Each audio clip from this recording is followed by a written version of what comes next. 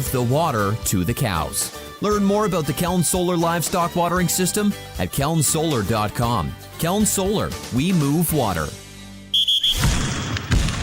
Broadcasting from Century Studios in downtown Regina, Harvard Media presents the all-new Sportscage, where Saskatchewan comes to talk local sports. Brought to you by Sask Lotteries, bringing communities together. Sask Lottery products fund over 12,000 sports, culture, and recreation groups across Saskatchewan. Be a part of the show. Call 1-866-767-0620 or text 306-936-6262. The all-new Sportscage. Streaming at sportscage.com and on the radio at 620 CKRM. On this Tuesday, welcome back, everybody. Thanks for tuning in. If you're watching that stream, thank you very much. Hit that like button. Curtis apparently likes when people do that, and we get a big number on the like buttons. It is the Sportscage. We do stream at sportscage.com through YouTube, also on X, and of course we are on the home of the Saskatchewan Roughriders and the home of sports in Saskatchewan, 620 CKRM. 3 hours for you today. I don't know about you, but things are coming fast and furious in the CFL free agent loop. We're going to get to all that. We're going to start things off in about 5 minutes' time with Glen Suitor talking about all things CFL. Also in this hour, from Hockey Night in Canada, Sportsnet, Luke Gazdic is going to join us. He was up skating in Saskatoon in the Winter Classic for the Saskatchewan Roughrider Foundation. We're going to run down that game. We're going to get a play-by-play from him in that one. Talk NHL. What does he think? It's a busy night in the NHL as well. Arash Madani is at the Super Bowl, probably cuddling with Patrick Mahomes. Curtis says spooning. We go with that, sure. Arash Madani joins us an hour or two from the Super Bowl. SJHL report time for Southie Mainline Chrysler, the new king of trucks. Benny Walchuk will be in at about 4:40-ish to talk SJHL. Also, a big senior hockey provincial game that Benny's involved with this weekend. Hour 3, it'll be more of Glen Suitor. And Dave Thomas has an interview with Regina Pats, Kelton Pine, in hour 3. Co-hosting with me today is the one and only Derek Bidwell, who happened to, I think, also skate at the Winter Classic in Saskatoon on the weekend. Bidsy. Yep. How did that go? Where did you find hockey equipment, for starters? Under the stairs, under the Christmas stuff, under my golf clubs. That's where it was. Everything there? Did you do a quick run through before you went, or did you just open it up and hope for the best? No, it was old school. I realized as I was getting dressed, I thought everything's got to be in there. I hadn't played a hockey game in a hockey tournament in about 15 years. 12 maybe at the least, but I would say it's more towards 15. And then I was getting dressed, and I want to make sure skates are there. Okay, whatever, helmets in there. And then I got dressed, and I was just about dressed, and then I realized, no elbow pads. Yeah, no elbow pads. And then the guys are like, I don't know, I don't think you'll need them. I'm like, I'm pretty sure I'm going to go cracking down on these pointy elbows here. It's going to hurt. And so I had to improvise. And you can ask Luke about this, because Luke's sitting beside me. I'm like, this is a dumb question. You wouldn't happen to have an extra pair of elbow pads, would you? And he's like, no. And so I asked the equipment guy there, George, with the Riders, no. And I was like, you know what? It's not like I just need something to break the fall, in case I do take a tumble here or whatever. So I had some old hockey socks in my bag. So wrap them around the elbows, and then just took some shin pad tape and wrapped them over there. And it was actually absolutely fine. Didn't interfere with anything because I was brutal anyway. So it just up and down your wing, right? Didn't do anything. Didn't do anything special. Okay. I've seen the sock thing, and that's where I was going to say, did anyone have any extra socks? I'm trying to remember if it was a senior game or just a rec game, but same thing. A guy forgot. It was actually, I think, one elbow pad, though, not both of them. So it's like, we'll do the sock thing, but then another guy had an extra can or a cup or a, what do they call it, a Jill? No, but it was a male game. So, and then he taped that with the sock. Oh, wow. Yeah, so it was, there was a little bit of plastic, I guess, protection too. All in all, how are the lungs? You're an in shape guy, but hockey in shape and like gym in shape are two different things. Lungs were absolutely fine, not being a Fonz. I wasn't too worried about that. I wasn't worried about the lungs, and it turned out that it was good. I was worried about the muscles because I run honestly probably 5-6 times a day. But as you know, that's legs going forward, not to the side, to the side, to the side. I thought my groin was going to be on fire. I thought I'm not going to be able to walk the next day. But good news is I didn't skate really that hard, so I must not have really heard it. No, I was out there giving her. The skating was okay. Lungs were great. It was terrible though. Just terrible was my rash. The puck hand-eye inner thigh rash. Inner thigh. No, I don't. Nothing rubs together there. No, the hand-eye puck. Just whatever. And I'm taking shots and I'm hitting guys. Everybody's ducking, and it wasn't quite that bad. But no, just stick handling and stuff after that long, you lose that so fast. You lose it in months, let alone 15 years.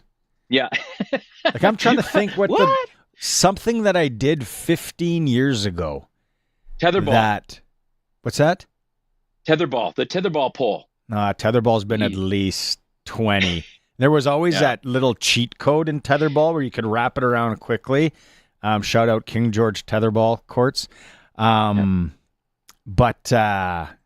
15 years ago, something that that's tough, man. Good on you. Good on you.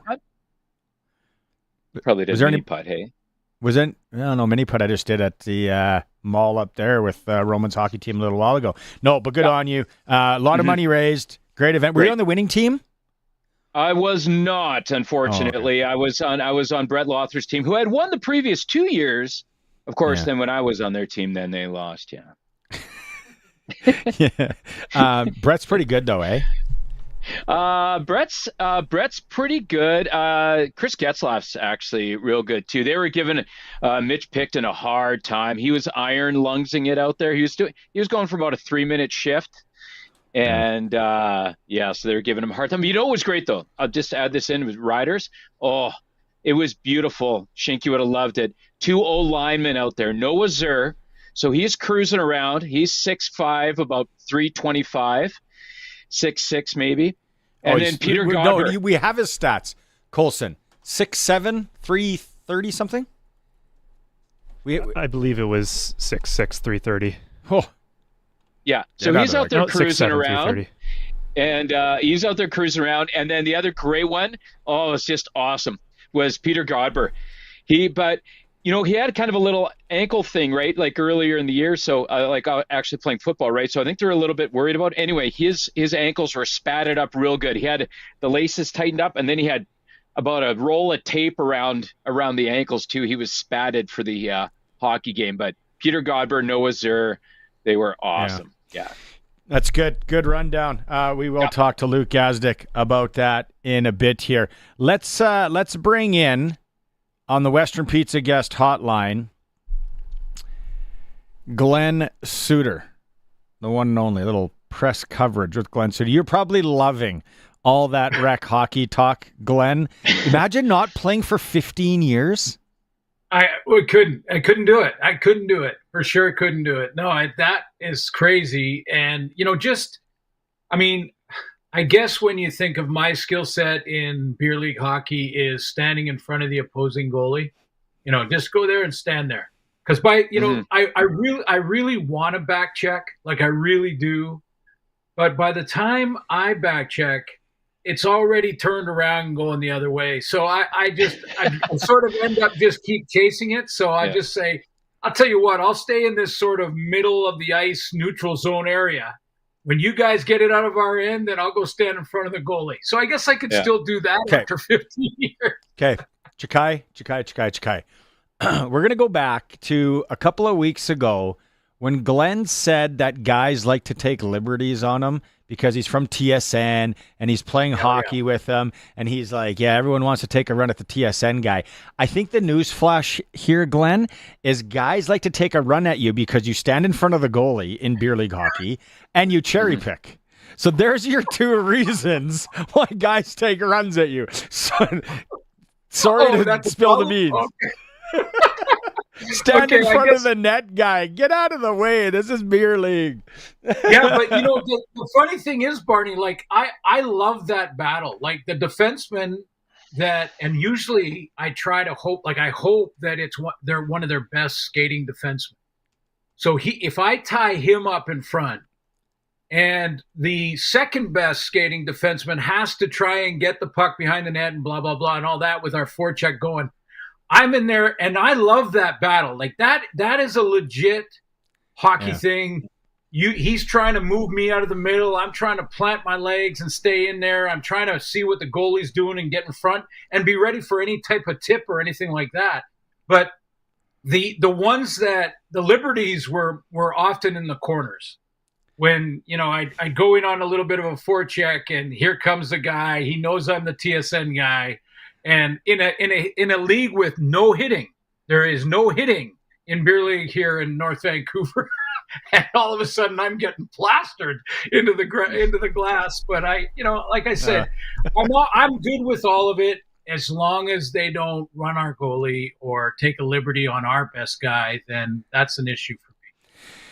Joining us on the Western Pizza guest hotline to talk CFL football is Glen Suitor. Glen, let's start with the Riders first.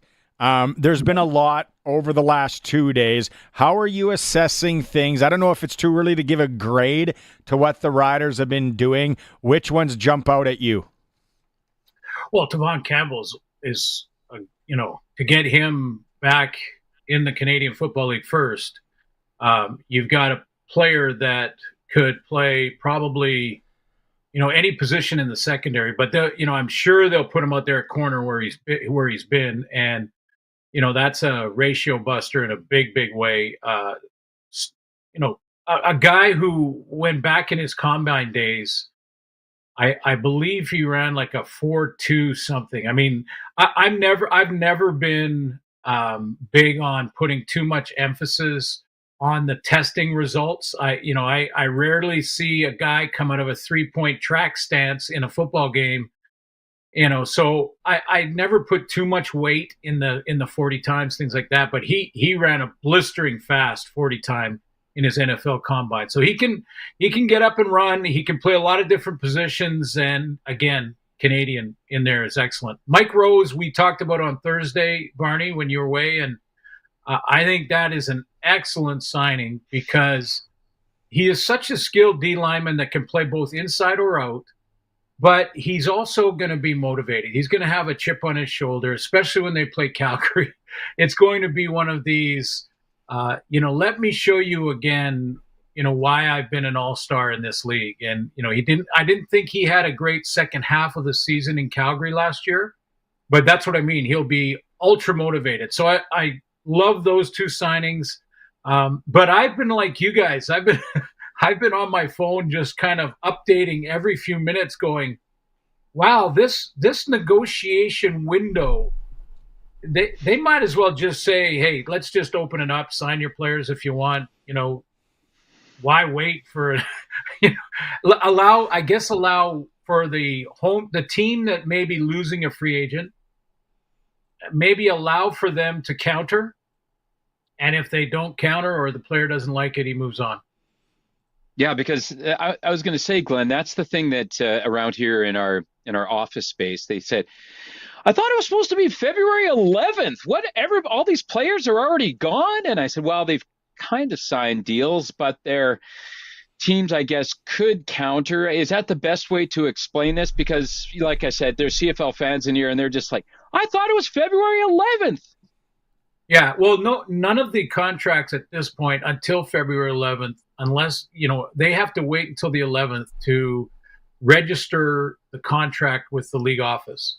Mm-hmm. And until that happens, they're not signed with that team. Now, what's been happening in the news cycle, which I don't have a problem with, guys, because it's been keeping the CFL in the news, and people are talking about, we're a week away from the Super Bowl here.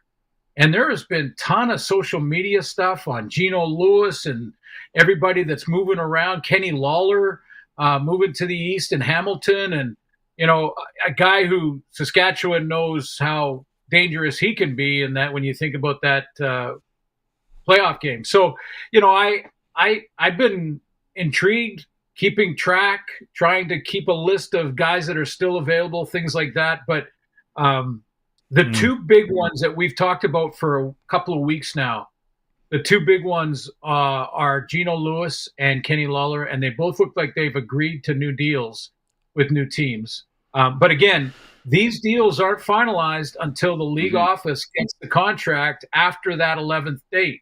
So these are just sort of, I give you my word that we'll take this deal. The team that has the current free agent like Geno Lewis in Edmonton, they could still counter, and that could still change. Mm-hmm. So these are really, they're not rumors, because the agents are saying, hey, we've agreed to terms. Yeah. Verbally. Lawler, I think it was 3 Down Nation that had allegedly Lawler's in the neighborhood of $275,000 to Hamilton. Go nuts, I say. It's a lot of dough for a receiver. Yeah, he had a good year last year, a year older this year. I don't know. Okay, it's like Tommy Tuesday here in Saskatchewan, though. So this one hasn't been confirmed by the Riders. This is just Justin Dunk, our man, on Twitter had it, that the Riders have agreed to terms with quarterback Tommy Stevens from the Calgary Stampeders, who, Glenn, here we see him if you're watching the stream, he's kind of that third and short specialist. Now, how do I put this? Are we at the point where we want to use an import spot on a third and short specialist? Is that where we're going in the league, or some teams? Yeah, no, I think this is the way you should go. And I think Tommy Stevens still has a future if you look at him as a possible guy down the road. He's not there yet. He's not ready yet. But in the meantime, my play-by-play partner, or one of them, Dustin Nielsen, him and I, in one game that we were covering Calgary, we decided as a sort of fantasy short yardage player, who would you pick? Because there's some real good ones in the league. Tommy Stevens was my pick for the fantasy short yardage guy, because he's a big, powerful, great teammate. The other thing is, good friends with Jake Mayer. So they've been in the same quarterback room for a couple of years now, and know how each other operate, and that's going to help as well. So a couple of weeks ago we talked about that third guy being a potential to be a future starter, young in age, but could do your short yardage work. And really, they have that guy now in Tommy Stevens. And I think most importantly, also great teammate. And, when you need one, and we're seeing a lot of third down and one offensive staying on the field in the last couple of years, even in minus territory sometimes, when you need one and you get 4 or 5 every time, it gets you that first down. That's first and most important. But it also lifts your team. I mean, the rest of the guys are watching him run over people, and they're just jacked when they get back on the field. So that's a good one. Fancy work by Curtis there. If you're watching the stream, you saw a lot of his short runs. He does it probably better than anyone, like you said, if you're doing that fantasy draft. And then Riders, this one is confirmed by the team because the release came out on paper. Riders add Canadian receiver Tommy Neild from Toronto. Big body, 6'3", 203. I personally like this one. I don't know where this leaves a guy like Noah Picton, but a nice big receiver with Grey Cup pedigree, Glenn. Yeah, 2 years in a row.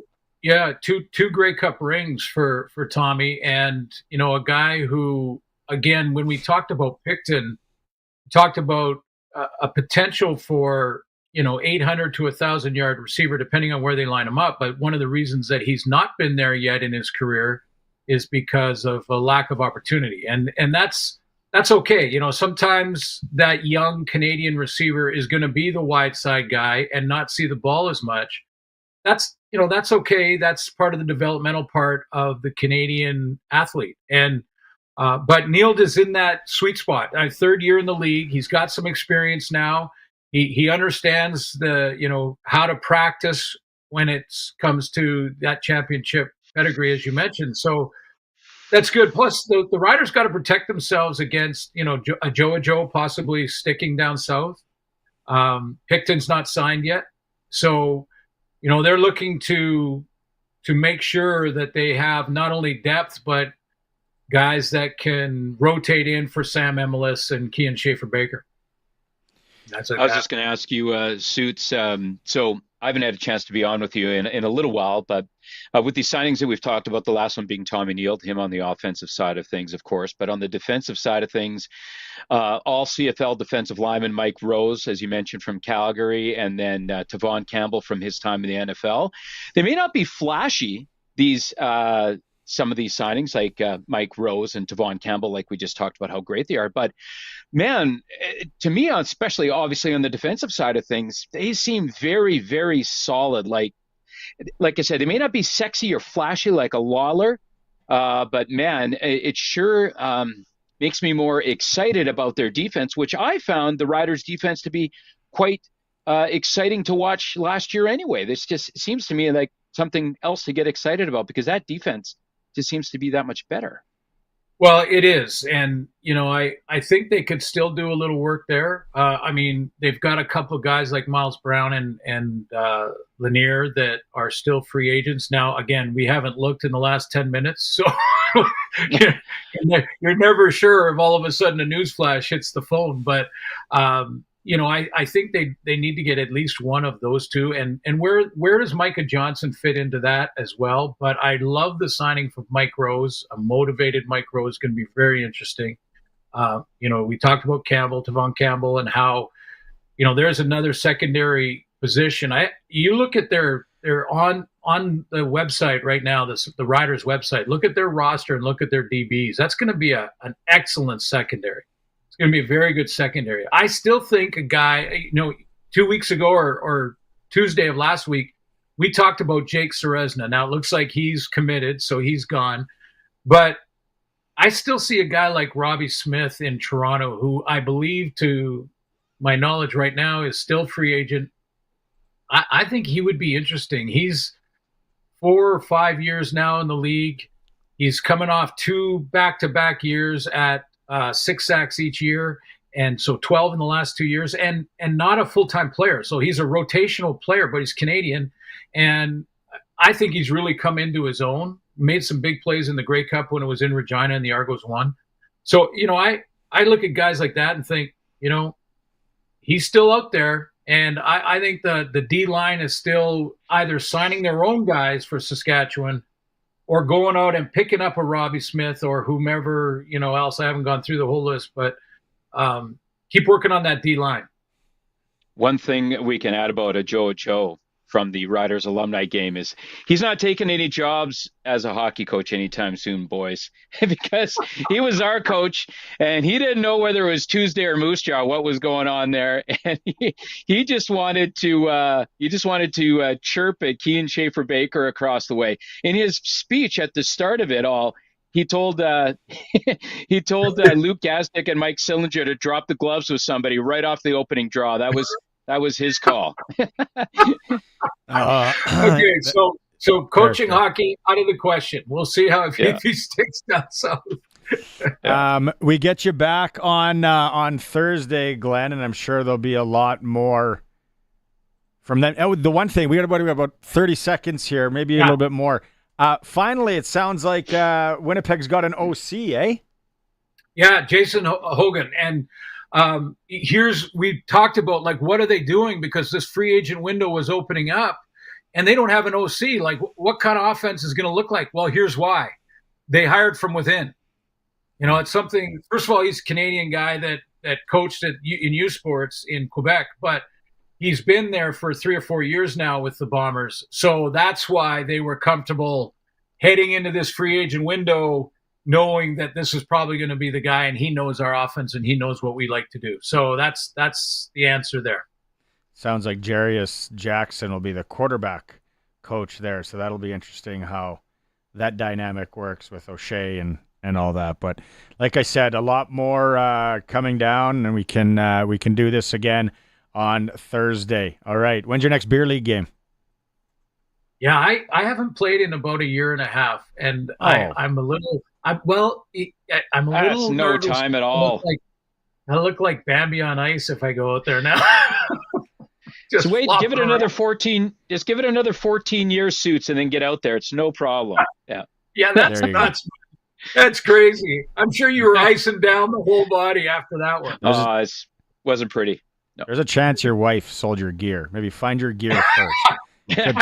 Could be on used Vancouver or whatever the buy and sell is there. Okay, Thursday, Glenn. Thanks so much. You guys, yeah. There's our CFL guy press coverage with Glen Suitor. Take a quick break. It is the Sports Cage. Thanks to everyone watching that stream at sportscage.com and on the home of the Saskatchewan Roughriders, 620 CKRM. Get it hot and get it fast. Western Pizza.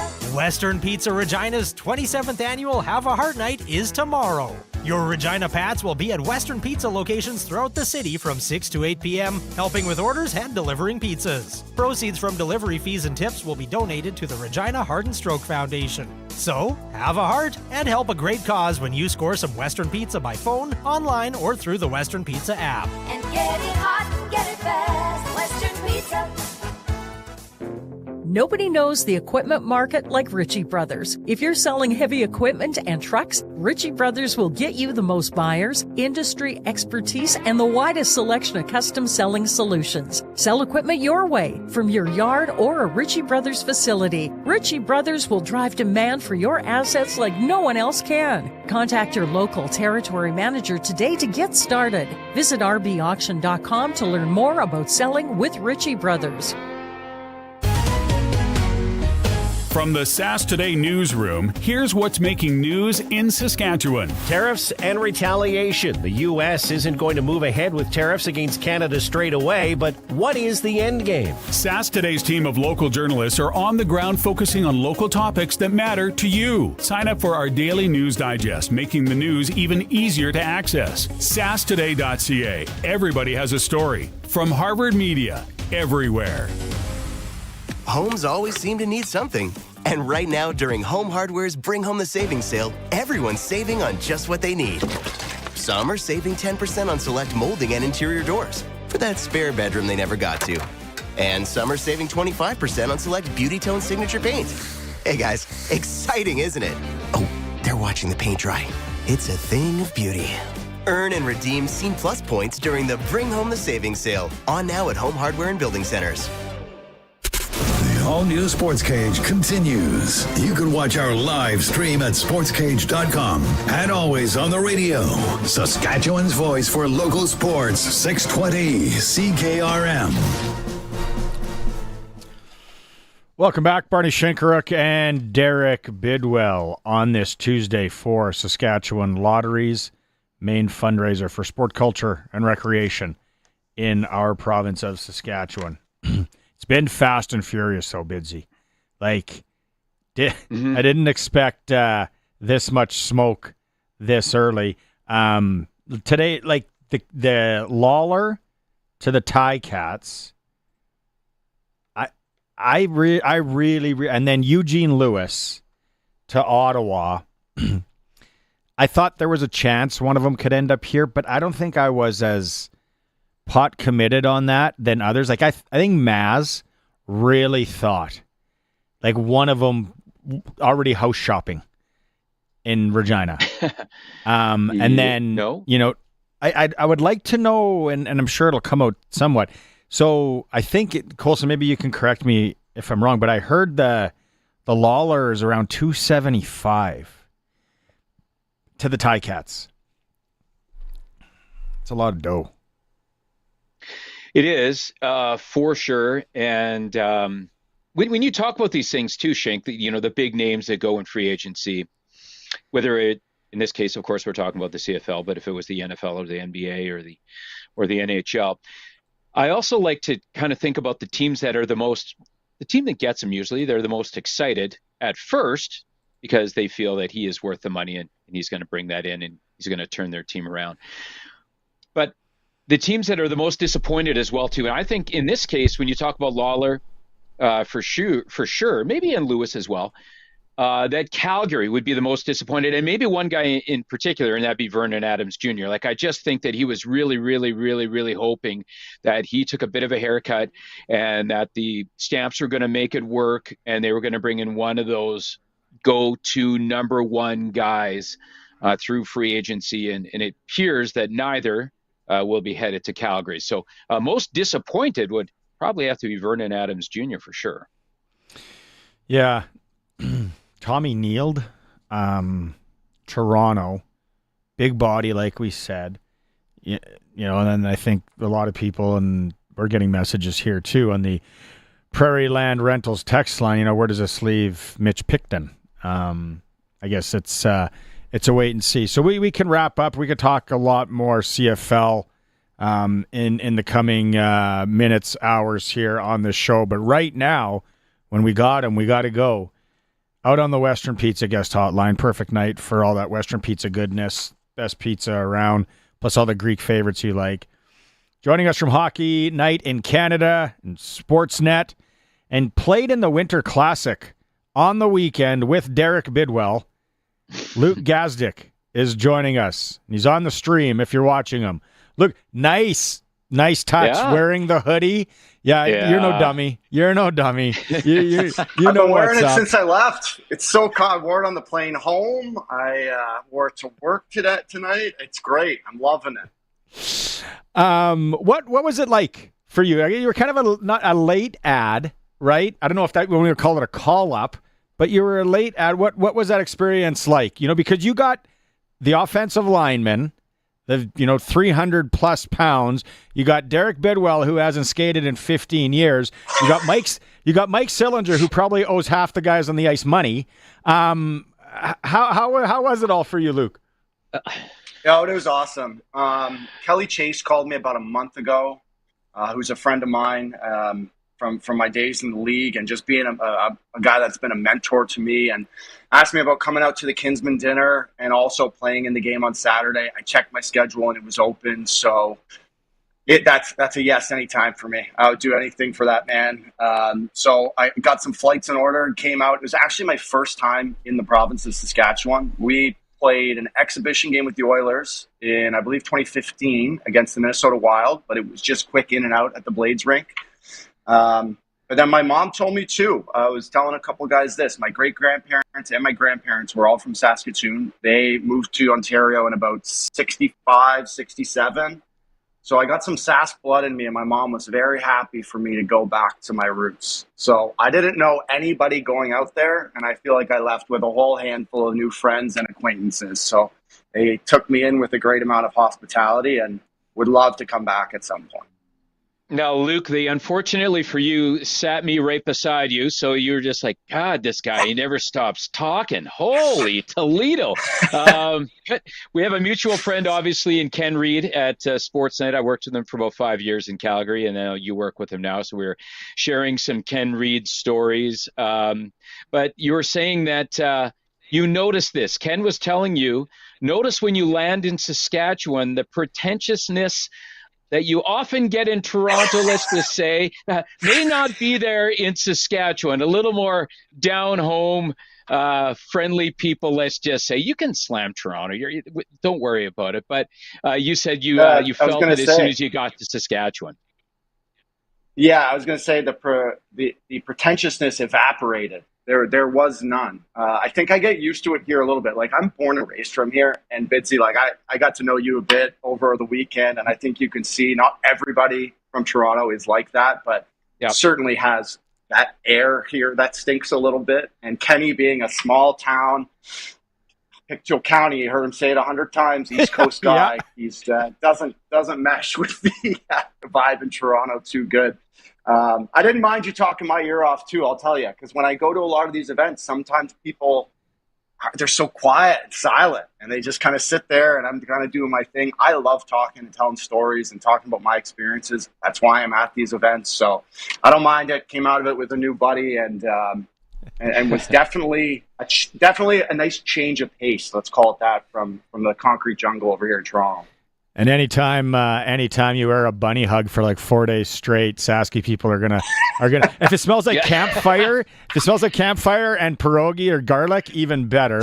But let's talk some hockey here, Luke. And let's start with I want to pick your brain. I want to know what you think on the Vancouver trade with JT Miller out. I don't know how much you want to go into it. Did they trade the right guy there? Was that the right play? It seems like there's going to be a lot of pressure now on Patterson to perform. Listen, I don't know if they traded the right guy. All I know is I'm a huge fan of JT Miller. He was a guy that I really came into liking him in the playoffs last year. Not that I didn't before, but as I followed that team throughout the year, we do a lot of the Western Coast, call it Vancouver, Calgary, Edmonton. We're staying here late on East Coast time to do regional intermissions and stuff. So we're covering those teams a lot. And over the course of last year, anytime that Vancouver and that Canucks team needed a big moment, anytime they needed a big hit, a big fight, a big goal, a big play, it was always JT. And I loved the attitude and the energy that he brought to the rink every day. Now, how much that was affecting his teammates behind the scenes, I guess really the only guys that know that are in the dressing room. But I definitely don't want to say they traded the wrong guy, because I think Petey still has some good hockey, and this is a young player with a high ceiling. But I was sad to see JT go, because I really do feel like him and Quinn were kind of the heartbeat of that team. Now, Luke, you and I were talking about this. Well, once again, I was probably doing most of the talking, and you were just probably trying to get dressed for the game. And at one point you thought, hey, good idea. Use your socks as elbow pads. Why not? Yeah, that's a good idea. I'm like this. Did anybody else see this guy putting socks on his elbows over here? But yeah, you were and I were talking lots about some different things, and you mentioned you and I were talking about the Calgary Philly trade. There's a look at the lineup there on our squad. The Calgary Philly trade. Maybe get you just to comment on that as well too. You mentioned that you really like that one for the Flames moving forward for a number of years to come. Well, I think the Flames are in I don't want to say a weird spot. It's definitely not a rebuild where they've torn it down. It's this new school kind of retool. I think Dustin Wolf has pushed this program along. Like, he's played so well in net for them that, I mean, they're sitting 2 out of a wild card. Like, it's right there in front of them for the taking. So you need to kind of insulate that group with what they need is a little more scoring and a little more offense. So you go, take a flyer, pardon the pun, on 2 guys that are former first-round picks, have showed a little offense. Morgan Frost plays some power play. Insert them into your lineup. I know you and me, Bedsy, talked about how I was a fan of Peltier. So I didn't love seeing him go the other way. But for a Flames team that's looking to add guys mid-20s, early to mid-20s with some term on their contracts, why not go out and make a deal like that? I think it helps their group up front for sure. A guy that you played for briefly, Melville, Saskatchewan, former Saskatoon Blade, coached in Swifty, Todd McClellan, doing some things with the Red Wings. Got him in a spot, got him winning hockey games. A lot of guys say he's a hard coach. Like he's hard to play for, demanding. Comments on your time with Todd? Oh, I'm glad you've heard that, because I was about to say the same thing. He was, I only had him for 1 year, right? So we didn't have a great team. So looking back, when I speak about these experiences, I don't want to paint too broad of a stroke on it, because it really wasn't a lot of time. But yes, he was extremely hard on, and I would even say it was guys towards the bottom of the lineup. Depth guys, healthy scratch guys in and out of the lineup, was just making sure you were always on. Like, there was room for mistakes, but he wanted things done in a certain way. when we had a tough night the night before, we were going through it the next day on the ice, cutting the video, and he was not holding back on anybody. So he definitely had a standard that he wanted us to hit. We really couldn't get there. I think that year was weird. Connor broke his collarbone early. I think that kind of took the wind out of our sails, but you can see why it's working now. If you get a good group, young, that wants to work, he's a good guy for them. And I think he's a good guy for that Detroit team. I just know that from my experience, he was a tough coach, I'll tell you that. So a guy that he has is Dominic Shine. And this story is amazing. The grind for this guy to get to the NHL. You're a guy that kind of had to grind as well, too, right? Like, there's the East Coast stops, there's the AHL before you get your shot with Edmonton. When you see a guy like Shine, who's you're watching the stream, there he is right there, like, he's the oldest player to make his debut since Medvedev. Like, what do you think about when you see something like that, Luke, and how you had to grind your time in the AHL, mind you, with Warren Peters, who's an absolute beauty. But, what does that make you think about? You just say Warren Peters? Warren Peters was one of my first captains, Texas Stars, my first year. Oh, yeah. He's a good West Side guy from Saskatoon.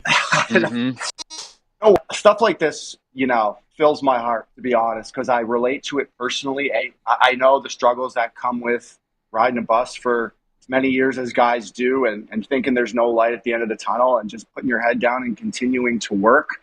I have a segment we do every Friday on the Hockey Central show here called Gaz's Grinders, where I pick a guy that you don't necessarily see in the headlines throughout the week, but someone that's had a good week in whatever it is, blocking shots, hitting, and Shine is definitely on the short list for guys that I feature that for.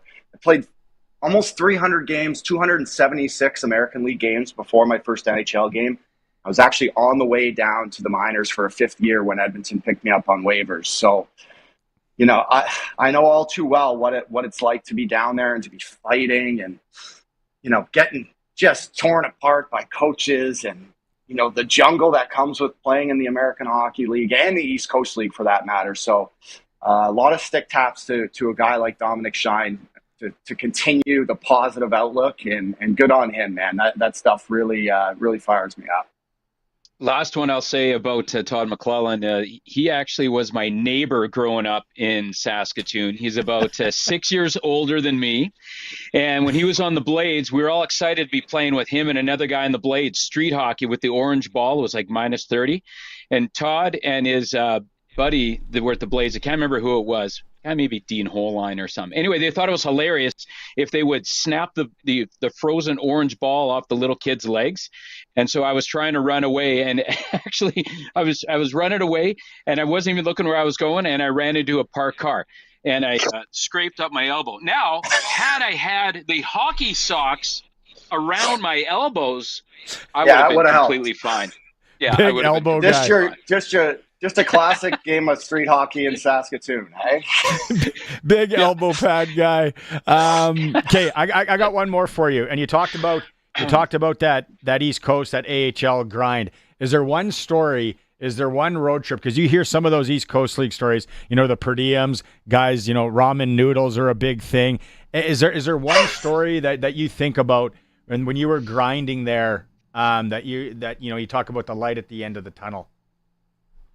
Oh, that's a great question. You know what? Not one specific one, but I got a couple now that I'm thinking of. But, back in the early days when I was there in the AHL, we played 4 in 5. So we would fly into a city like Peoria. We'd play Wednesday night.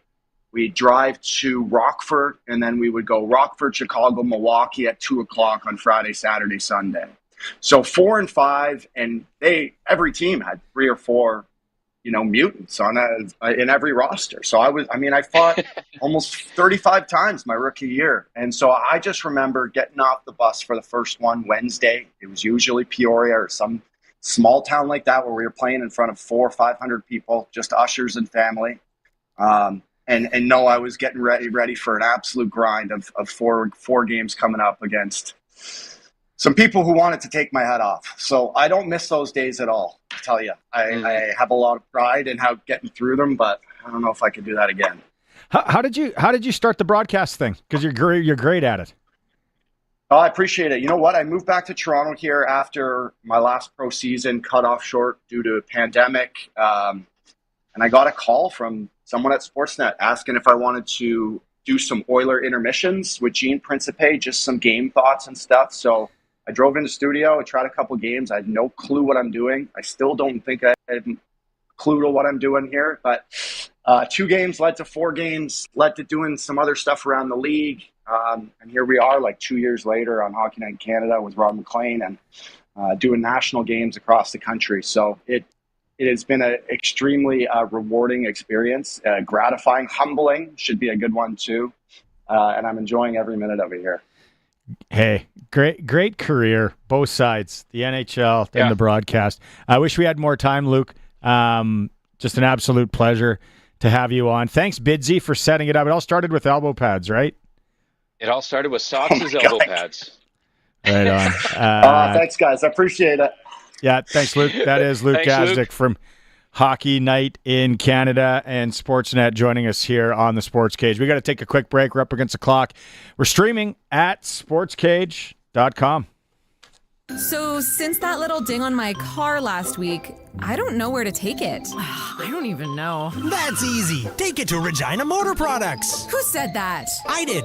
Down here. I'm Terry the Tire. Regina Motor Products Chevrolet Collision Center and SGI accredited auto body repair is a full-service collision and body shop that works on all makes and models. Just submit your claim to SGI and set an appointment to get your appraisal done. Easy. I bet you're tired after saying all that. South at Highway 1 and 6, Albert Street. RMPChevrolet.com. Busy Bee Doors is owned and operated by a trade expert with more than 4 decades of door repair experience. With Busy Bee, you receive the knowledge and experience that you and your garage deserve. And they can usually repair most door problems on their first visit. Their services include installation, maintenance, repairs, and the satisfaction of having your garage free of rats and anything else that can otherwise sneak in there. Call Busy Bee Doors. They can fix or replace any commercial or garage door. Busy Bee Doors, the garage door specialists. Did you know that February 11th is 211 Day? It's a day to raise awareness of this valuable service that connects people to community programs, social services, government supports, and more. 211 is answered by a real person who is trained to find the support you need. Life can be hard. Finding help can be easy. You're not alone. Help starts with 211 for all of life's challenges. Just dial 211 or visit sk.211.ca. Help starts here. When you're on the road, don't forget, Arcola Co-op is your home away from home, and there's a lot of changes happening at the Arcola Co-op. Their new home center has updated their hours. They're now open Monday through Friday from 7:30 a.m. to 5:30 p.m. and Saturdays from 8:30 to 5. They have a temporary liquor store location in the back of the C-store, and work is happening for a newly designed liquor store inside the C-store. If you haven't been to the Arcola Co-op lately, come see the changes. Arcola Co-op, you're at home here. Text CKRM 306-936-6262. Powered by Prairie Land Rentals. They've got everything you need for your projects. 600 Albert Street. PrairieLandRental.com. Welcome back to the all-new Sports Cage. Get social with us. Follow us on X at Sports Cage. Watch our video stream at sportscage.com and always on the radio at 620 CKRM. Thanks to Saskatchewan Lottery, sponsor of the Tuesday show. Derek Bidwell, Barney Shinkaruk, Colson, and Curtis. We got a plethora of texts to get through on the Prairie Land Rentals text line. Also, thanks to people that are chiming in on YouTube. Where do we want to start? First off, I'll go. We haven't talked enough elbow pads today, so let's go. I got one here. It's got to be one. Guy forgot his chest protector years ago in Cornack.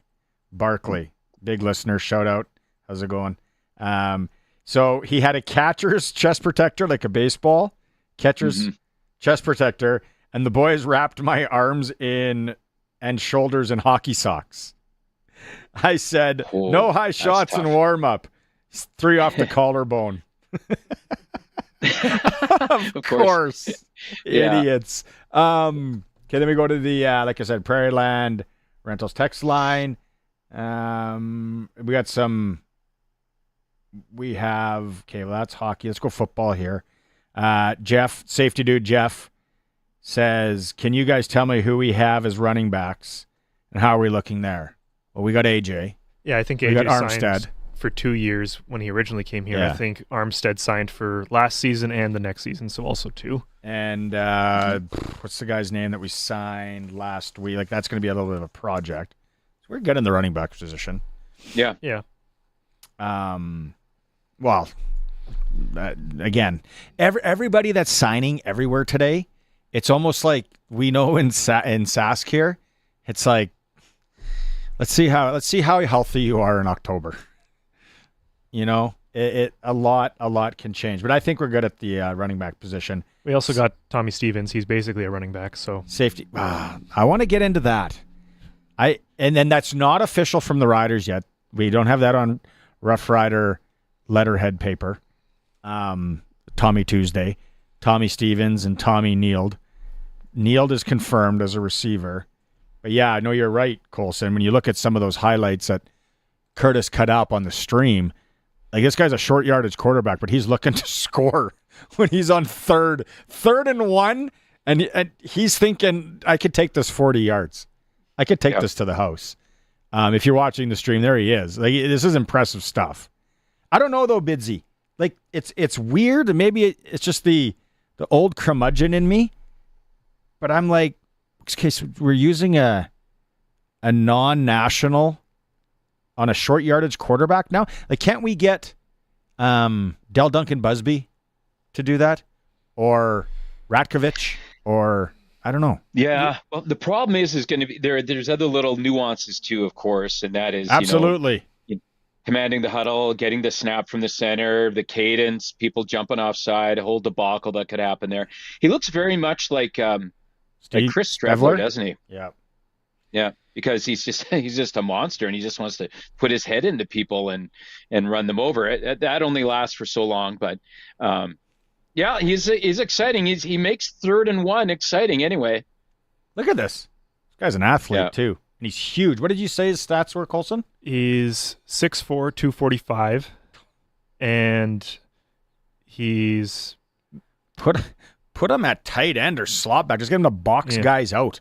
Well, yeah, he got drafted in the NFL by the Saints, and when they drafted him, they tried to move him to tight end. Yeah, I was going to say they would try to move him, yeah. He's got a laundry list. Like, he was a bit of a suitcase there. He's got a few NFL stops.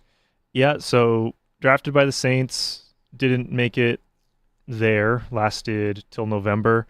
The Panthers picked him up that year, and then he played 1 game with them, and 24 yards on 4 rushing attempts, then over to the Giants. Lasted a week there, and where everybody goes, all quarterbacks go to die.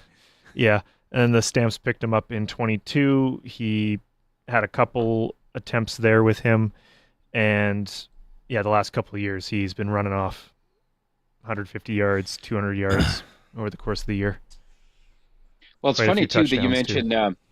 It's funny too that you mentioned New Orleans, because I mean, they got Taysom Hill there. That is that guy. Like, he's that big Streveler type of body, or this guy, Stevens type of body that keeps the ball a lot and puts his head down and gets you some yards that way too. So I could see why the Saints wouldn't want 2 Taysom Hills, but he's that type of player anyway. So maybe the Riders see a spot for him as their 3rd guy. Taysom Hill. 6'2", 221. So a little smaller. Yeah. A little smaller. But the same type of run, Tommy's so bigger. You can see. Yeah, he is. Tommy's bigger. All right. A lot of people are liking that. Lighten up our YouTube channel and our text time. We got to go to break, though. Hour 1 in the books. And we come back. We hear he's in a Kansas City Chiefs onesie. We'll be joined by Arash Madani live from the Super Bowl in New Orleans. It's a Sports Cage. Thanks to everyone streaming and liking that stream. Hit that like button, please. Curtis says if we get to 10, he gets free tacos. Taco Tuesday. And we're on the home of the Riders, 620 CKRM. We are 620 CKRM Regina, a Harvard media station. It's 4 o'clock. Good afternoon. There's some light snow and some drifting snow in Regina, and it's -20. I'm Corey Atkinson from the Harvard Media News Center with 620 CKRM News. Fresh out of the extreme cold warning, we have a snowfall advisory for much of southern Saskatchewan. A weather system from Montana will bring heavy snowfall to our area starting tomorrow morning. Snowfall amounts of 10 to 20 centimeters are expected, with light flurries continuing until early Thursday. The snow may accumulate rapidly, potentially causing difficult travel conditions on highways, roads, and walkways. Urban areas could see significant impacts on rush hour traffic. Authorities advise motorists and pedestrians to use caution and be prepared for delays. Drivers should plan ahead and monitor weather updates for the latest conditions. The United States' postponement of a planned 25% tariff on Canadian agricultural exports for 30 days offers temporary relief for Saskatchewan ag producers. The Agricultural Producers Association of Saskatchewan expressed concern, emphasizing that the tariffs would disrupt trade and hurt farm families and agribusinesses. APAS urged policymakers to seek a resolution to protect trade stability and avoid inflation. Officials stressed that tariffs would increase food prices for consumers on both sides of the border. Saskatchewan's ag sector remains a key player in Canada-U.S. trade relations. American President Donald Trump might have delayed the 25% tariffs on Canadian goods for a month, but Tyler Pubbin isn't letting his guard down. The president of Calgary faucet maker Tapmaster is looking to lessen the company's reliance on the U.S. by beefing up sales at home, expanding into new markets, and seeking alternative suppliers. We've traditionally sold to the U.S. because it's been easier to sell to the U.S., just because the customer base is just larger. But what we're doing right now is we're trying to figure out ways to bolster our internal sales within Canada, as well as we're looking at opportunities. We talked to a few distributors from the U.K., a few distributors from Portugal, and a few distributors in Germany. Pubbin says even finding new suppliers is difficult because few companies produce the lead-free brass that his company uses. Federal Public Safety Minister David McGuinty met with police and border security personnel today in Manitoba. He talked about the federal government's new fentanyl czar, which has been promised to address U.S. concerns about drugs flowing across the border. He says whoever is chosen as the czar will work with law enforcement and health agencies. That fentanyl czar role will be involved in helping to pull all of this together so we can get over any hurdles and execute on a plan that involves minimizing, if not eliminating, fentanyl from Canadian soil. Less than 1% of fentanyl entering the United States comes from Canada, and McGuinty says illegal border crossings from Canada to the U.S. are down 89% since last summer. And finally, Nutrien has made a major donation to the University of Saskatchewan, which will establish additions at the College of Agriculture and Bioresources, as well as the College of Engineering. USask President Peter Stoikov says a large portion of the $15 million gift will go to the Nutrien Center for Sustainable and Digital Agriculture, focusing on research, training, and innovative technologies that accelerate farming into the digital age. That's your 620 CKRM News. Read more stories from around your community and around the province at sasktoday.ca and 620ckrm.com. Your weather is next. Affordable Trailer Sales is having their outdoor celebration February 13th to 23rd. Get incredible prices on new and used travel trailers. New 2025 travel trailers starting as low as $22,900 or $105 bi-weekly. Below cost on leftover models. Trades are welcome and get free storage until spring. Plus, get a free backup camera system and annual provincial park pass with every new unit purchased. Over a $1,000 value. Affordable Trailer Sales, Highway 1 West, South Service Road. AffordableTrailerSales.ca. Get ready for the big game with Bodog.net and live for the thrill of every moment. The last note of the anthem with no end. The opening in the end zone on the first play. And every shocking halftime show surprise. Visit Bodog.net today for live sports odds, poker tips, and free-to-play casino games. Bodog.net. Make a play. And now your 620 CKRM precision weather forecast for Linex Regina. Serious protection, killer looks, 1865 McCarra Street. We have that snowfall advisory that's in effect. Tonight will be cloudy with some snow showers, about 1 to 3 centimeters. The temperature steady and then rising to minus 17. Tomorrow, snow, about 4 to 8 centimeters during the day and 3 to 6 centimeters at night, a high of minus 16. And then on Thursday, snow ends early, a high of minus 19. At this hour in Moose Jaw, it's mostly cloudy. Winds are from the southeast at 19. And it's minus 21. Regina has some light snow and drifting snow. Winds from the east at 16, and it's minus 20. For more local news that matters to you, subscribe to the daily newsletter at sasktoday.ca. When you want the best for your truck, you want Line-X. Your truck has withstood the harshest elements Saskatchewan has thrown at it. Rocks, gravel, rain, sleet, and snow, and left with no chips, no rust. Line-X protective coating keeps your truck's bed liners, rocker panels, and bumpers looking like brand new. Don't settle for Brand X. Go with Line-X. It's serious protection. Come see why everybody loves taking their truck to Line-X Regina for their rocker panels, bumpers, and more. Line-X. Make your truck complete. 1865 McCarra Street. The Saskatchewan Snowmobile Association would like to remind you to be safe this winter. Proper snowmobile clothing, including gloves, boots, and helmets, should be worn at all times. Also, please remember to register your sleds. Registration fees go to the clubs to help cover grooming and maintenance costs. And always respect private property. Off-trail riding on private lands without permission is trespassing. And finally, remember, speed, drugs, and alcohol kill. Never ride impaired. For more info or to take the snowmobile safety course, visit sasksnow.com. Broadcasting from Century Studios in downtown Regina, Harvard Media presents the all-new Sports Cage, where Saskatchewan comes to talk local sports. Brought to you by Sask Lotteries, bringing communities together. Sask Lottery products fund over 12,000 sports, culture, and recreation groups across Saskatchewan. Be a part of the show. Call 1-866-767-0620 or text 306-936-6262. The all-new Sports Cage. Streaming at sportscage.com and on the radio at 620 CKRM. It's for Saskatchewan Lotteries, like you said. Barney Shinkaruk, Derek Bidwell, CNC Production Company, also here. It's Taco Bout Tuesdays at the Canadian Brew House. 2 locations in Regina, 1 in Moose Jaw. They got 2 or 3 in Saskatoon, and 1 in PA now.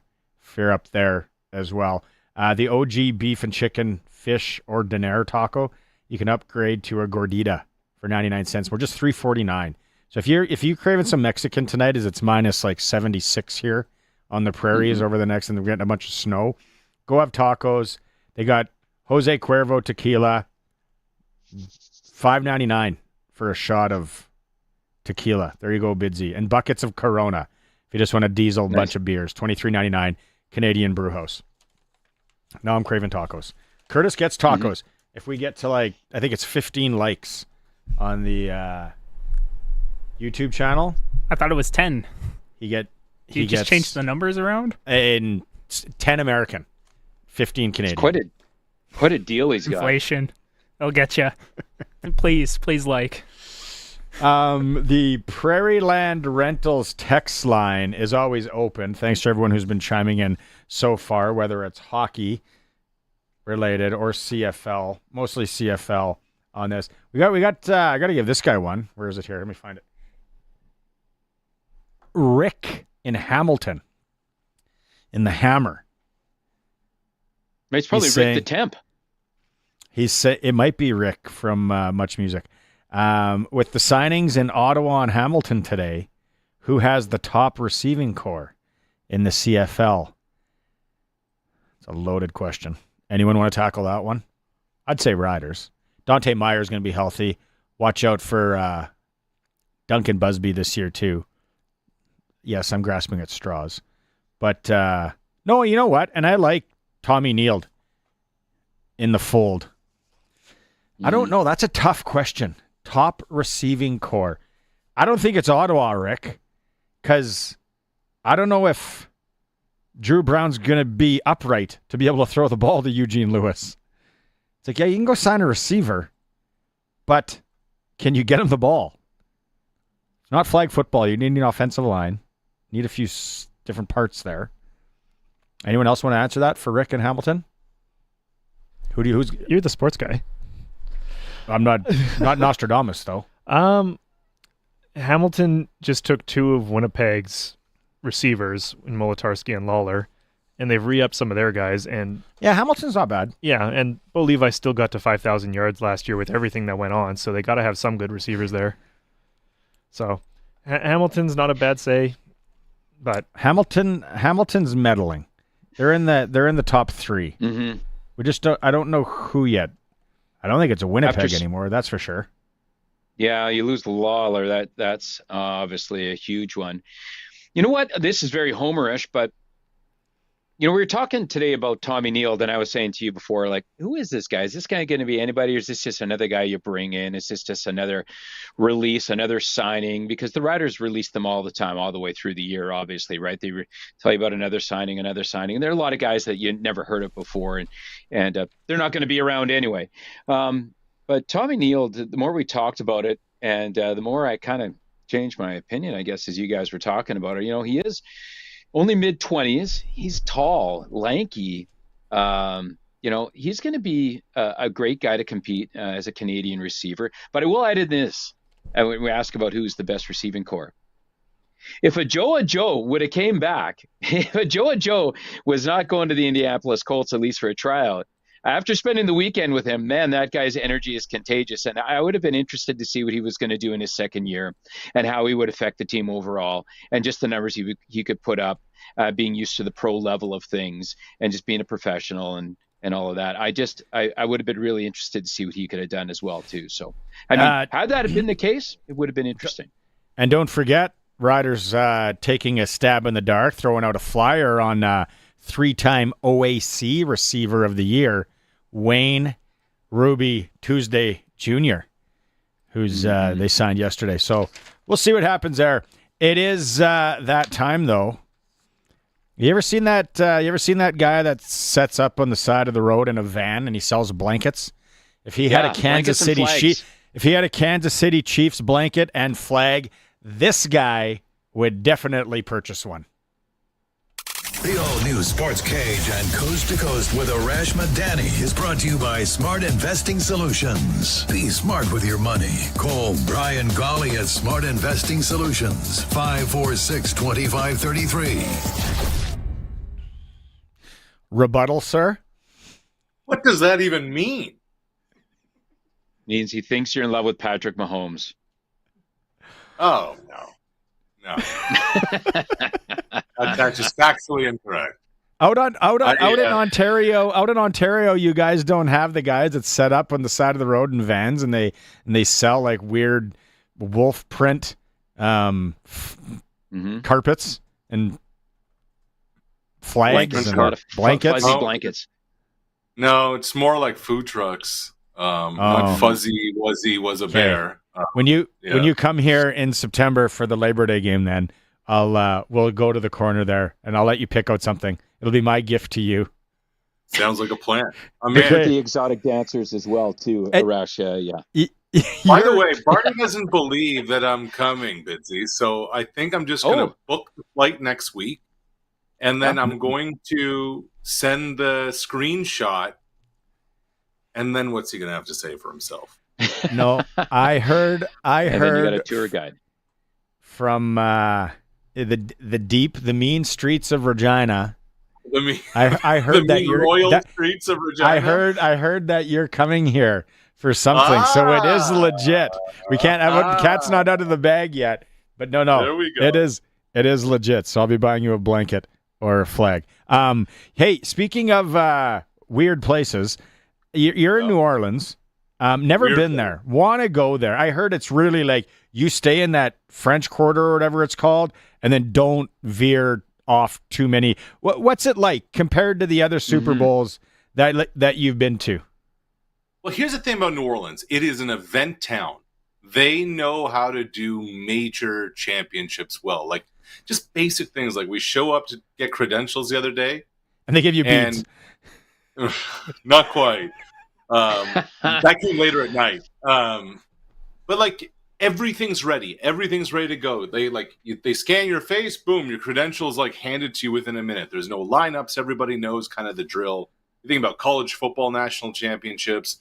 No city's hosted more Super Bowls. New Orleans got all the convention centers and all the hotels and all the restaurants and all the party scenes. But fellas, I got to tell you, like I've been to Vegas, I've been to Nashville, I've done downtown Montreal until 3, 4 in the morning. Urban Street at 6:30 p.m. is creature central. Like, yes, it's got its music and yes, it's got its flair, it's je ne sais quoi, but your head has to be on a swivel at 6:30 at night. So I can't yet, Tuesday, I can't yet report back what it's like at 2 a.m. It's going to be interesting. I love it. I love it. Okay, so I have to ask you this. You spent some time around Patrick Mahomes at his media availability there, Arash. What were some of the crazy nutball job questions and stuff? You always hear these the people from all over different countries all over the world. And sometimes they dress all goofy and they're trying to get their attention. They even try to embarrass, or at least make their face turn a little red. Proposed to Tom Brady one year. Remember that? So somebody was dressed up in a wedding dress and proposed to Tom. Yeah. Yeah.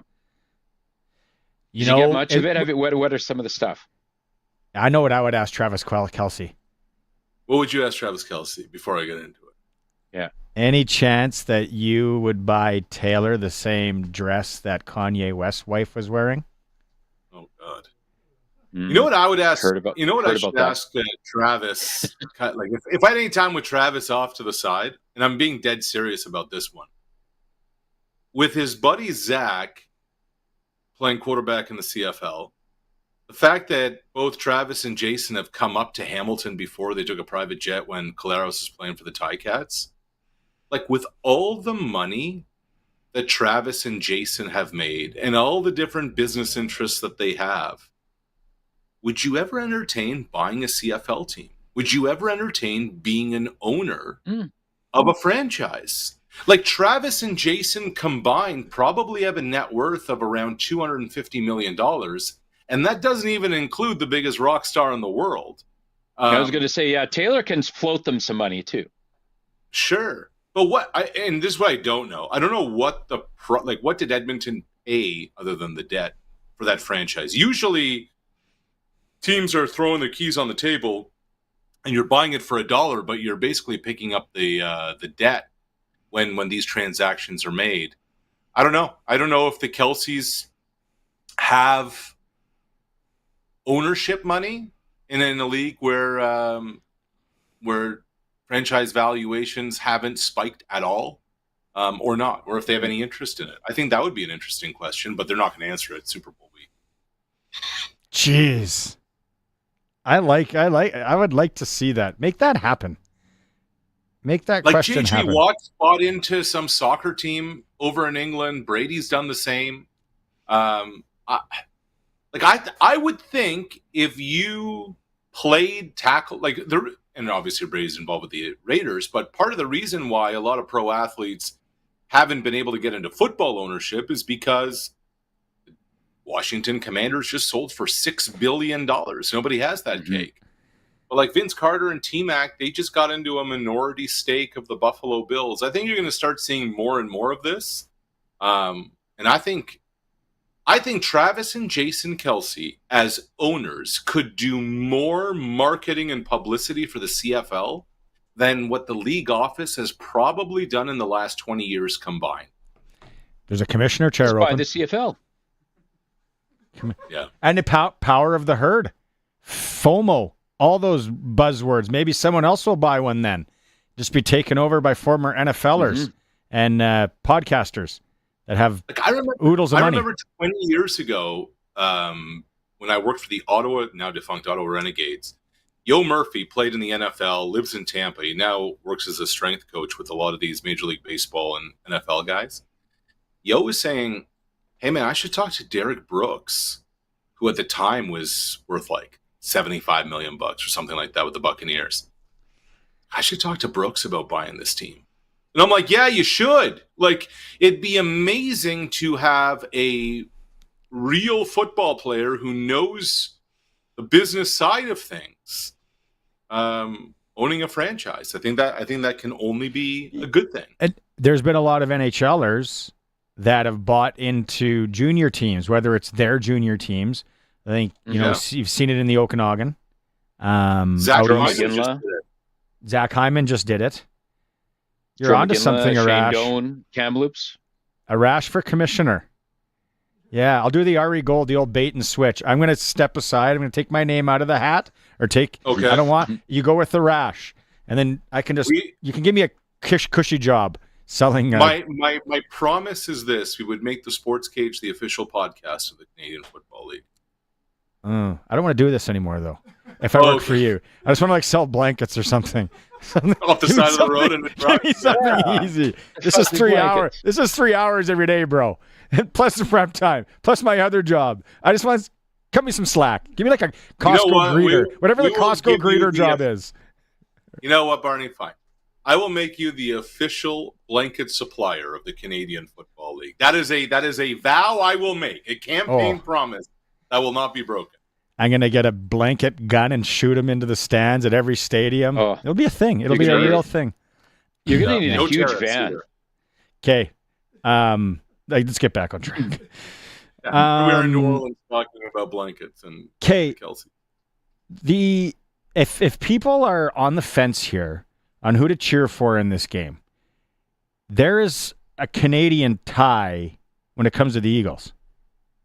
Yeah, and I don't think a lot of Canadians know this story, and it's a pretty amazing one. So Sidney Brown is a safety on the Eagles. He's a second-year player. I bet more Canadians will probably know his brother Chase Brown, who's a running back with the Cincinnati Bengals. And if you're watching on the stream, this is Sidney Brown last year as a rookie, taking a Kyler Murray pass 99 yards to the house on a pick six. Now, Sidney and Chase are from London, Ontario. Single parent. Mom ran into some health issues when they were kids, didn't have a lot of money. It was real difficult for them to find a stable roof above their heads. Oof. They used football as their method to find themselves a better life. They actually went down to a prep school in Bradenton, Florida, won a couple of high school championships there, and then got full rides to the University of Illinois, the two twin brothers. And then because of COVID, Mom couldn't even go see them play in college. She surprised them for their senior night. And so here are two siblings who had nothing growing up. Both are in the NFL. And now Sidney Brown is going to go up against Patrick Mahomes in Kansas City and Andy Reid and Travis Kelce and all those guys. And in his second year in the league, coming off a torn ACL late last season, he's going to play in the Super Bowl. And this is, and you guys are both kind of junior hockey guys. This is what I find really cool about this story from a human interest standpoint. I asked Sid, I said, so who's coming on Sunday? He said, well, his brother Chase and mom Rachel. And he said, my college roommate. And the only other two people he got tickets for who are going to join the family are his billet parents, the host family in Bradenton, Florida, when they went down to play high school football in Florida. And that host family sat them down nightly and worked on their homework and made them understand math and economics to the point where they now both have business degrees at the undergraduate level in university, and one of them is working on an MBA, a master's in business administration. It's just an awesome story, and he's playing in the Super Bowl on Sunday. It is an awesome story for sure. Yeah. Really and you know what? Those billet families, they've become so close with these players for obvious reasons, but they really, truly are just like family. Okay, we talked about Travis Kelce. We talked about maybe him and T Swift or his brother Jason could buy a CFL team. Talk about Travis Kelce in this game now. You know what? Let's focus on the other tight end for the Philadelphia Eagles. I got a buddy of mine that just went to, I think, their last regular season home game. And he said, you know what? No, I'm not getting a Jalen Hurts jersey. I'm not getting a Barkley jersey. I'm getting a Dallas Goedert jersey. He loves this guy. This guy comes with it, plays all the games very hard too. Probably underrated, probably underknown around the league. But your thoughts on the other tight end for the other team? Well, so Bitsy, I like the question, and I'm going to answer it in a language that Barney can really kind of relate to. Okay, Chikai. Okay. Yeah, and sprinkling opportunities on Sunday. My thought on the game is this. Steve Spagnuolo is going to try and do everything possible to take Saquon out of the game. And he's going to say, Jalen Hurts, you beat us with your arm. And when you think about the perimeter guys like A.J. Brown and Devontae Smith, that's one thing. But I think Dallas Goedert outside of Kelsey, nobody can feel or create space the way Dallas Goedert can.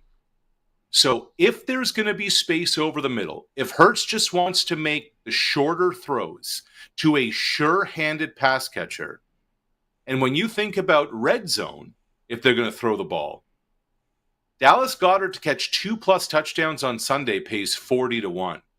Dallas Goedert to win Super Bowl MVP pays 100-1. That's not happening. Look, again, long odds. But we're talking about a game where David Givens of the Patriots has been Super Bowl MVP. Julian Edelman has been Super Bowl MVP. It's long shot odds, but I think Dallas Goedert is going to weigh large in this football game because I think that Kansas City's linebackers are going to be more concerned with following Saquon than they are going to be on the middle of the football field. Good point. I absolutely think that. And Goddard, one-time touchdown, 1.5 farms on that Sunday for me. Right. I'm greedy. Like, that's the difference. 40-1 for 2. Let's do it. You know? Mm-hmm. Yeah, you bet on the you're like Homer when he bet on the Washington Generals. I thought they were due. Okay, we GOAT conversation time. There's a tie-in here for a gentleman that played for the GOAT, Tom Brady, and for the other guy, Patrick Mahomes. So what if I told you that there was a starter that started in 3 straight Super Bowls for New England and has won back-to-back rings with Kansas City and has blocked for both of them? Joe Thuney was a draft pick of New England, played with them through the 2020 season. When Tom went to Tampa Bay, that was Thuney's last year with New England. And that was the season, remember, that the only Super Bowl Mahomes has lost is when they were under siege, when Tampa's defense absolutely crushed him, beat him up with a decimated KC offensive line. What happens that offseason? KC goes and gives Joe Thuney $80 million. Joe Thuney has now played center, left guard. Now he's playing left tackle out of necessity for Kansas City. He is an interior lineman way out there on the outside. And I chatted with Joe today, and he said you wouldn't believe the similarities between the two of them. Like, just the most normal dudes in the locker room, detail-oriented about everything, willing to come into the offensive line room to talk about blocking protections and the rest. And he just said pros, absolute pros. And so is Joe Thuney, who's willing to do that. Mahomes actually today called him a Hall of Famer, and he may not be wrong on that one. Any take on what's going on up here with free agency? Anything caught your eye, tickled your fancy? You think about patterns in pro football and pro sports. Whenever someone's hired in a GM role or a player signing role, when they come from somewhere else, they usually bring people along with them. Staff for sure, but then players. And then now you look at what Hamilton's done. Ted Gavaya's been the assistant GM in Winnipeg for a while now. First 2 major moves he makes, brings a Canadian receiver and an American receiver with him from Winnipeg. And I think a lot of Rider fans are happy to see Kenny Lawler out of the West. I understand it. I think Lawler's got another year as an explosive home run hitter in him, as long as he's healthy. But the Geno Lewis move, that kind of caught me off guard. Yep, didn't see that coming. I think that's a big ad. But look, what Bo was missing was better receiving threats. And he just got 2 of them from the 2 guys who were coming over from Winnipeg. I got to ask you. Oh, go ahead, Shank. No, I was just going to say, you go ahead first. Jeez Louise. I was going to say, you're going to say. I was going to say. Everyone's getting a nosebleed. No, you go. No, I go. You go. Well, somebody needs to buy a blanket off the side of the road over there. Tavon Campbell, though, that signing by the Riders, talk about coming from left field. Can't track down if he balled at all last year anywhere, like even a senior men's league somewhere. But I thought for sure you'd be loving that little out of left field one. Yeah, and usually what happens with NFL vets, and that's what Campbell is, even as a Canadian, is that once you spend a few years in the league and, if you get cut in a training camp, etc., you probably wait at home for a phone call. You wait at home that if a team loses one or two, in his case, defensive backs, hey, maybe they'll want a vet to come in, especially if you have a young secondary or if you're a team that's kind of going for a championship. And the phone call just never came. So it just kind of made more sense for Campbell to wait just in case, especially because his game check would have been, somewhere around $30,000 or $40,000 per week if he had gotten that call. So now the Riders get not only an impact player, but an absolute ratio changer, and that is a huge, huge signing for them. I gotta say, though, fellas, still waiting for an impact receiver to be signed by the Riders. Tick, tick, tick, tick, tick, tick, tick. Like that's Trevor Harris needs that. Okay, it goes by the name of Wayne Ruby Tuesday Jr. Watch Wayne Ruby when he comes into camp. Okay. Ohio Big Athletic Conference. Here it is, right here on the stream. Look at this. Yoink. Oh man, this is why is he the Comet? Is he the Comets here, or is he the Purple Raiders? He's the Purple Raiders. Okay, Bidsy, you got the floor for last one. Name me another stream in North America outside of Campus Productions that has purple versus purple B-roll waiting to go when you talk about John Wayne Ruby. You can hire these two guys and you become commissioner too. 100%. Literally too busy grabbing stuff for the stream to focus on any other stream, so I couldn't tell you. and his man bun. And his man bun. There it is. Yeah. And I'll work on it, yeah. Okay, Arash, it's 4:33. You're in New Orleans, as they say. Yes. What's going on? What's on the agenda? There's some beads going around your neck. There's some live music there's some type of, what's going on? I am going to actually behave for the next couple of hours. I'm going to work on a Patrick, no, not a Patrick Mahomes feature. I was just going to see Barney's reaction. Actually, my feature on coming up later this week is on how Saquon Barkley has changed the running back conversation in the NFL. Right, a couple of years ago, they were a dime a dozen. You could put anybody in there. They weren't paying them. How Saquon and Derrick Henry have changed that. So I'm going to work on that. And then there's actually a media party tonight. And it's like kind of like the taste and flavor of New Orleans. So a lot of Creole, a lot of donuts, a lot of gumbo, and a few cocktails await us. And moonshine, yeah. Just make sure you do shooters and throw stuff, Arash. Just do shooters and throw stuff. That's all you got to do. I like Everybody the cocktail stuff, but then all that, I just can't get into that Louisiana food thing. I'd probably crush a Jersey Mike's, then just go for the cocktails. There you go. No, I'm all about it. I'm looking forward to it.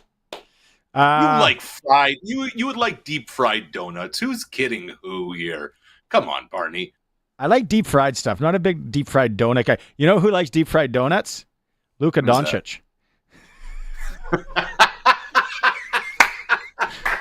You didn't even talk about that trade. Oh my God. The best part of that is Dallas's GM blathering away at the podium, and Jason Kidd looks like he wants to commit a homicide.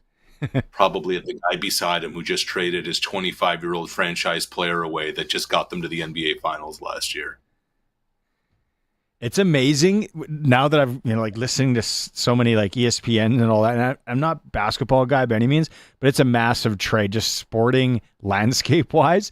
How many people got text messages on Friday night and thought it was a joke or somebody hacked, so and so's phones, and it was like there is no way. But yeah, it's crazy. Okay, we'll go have fun tonight.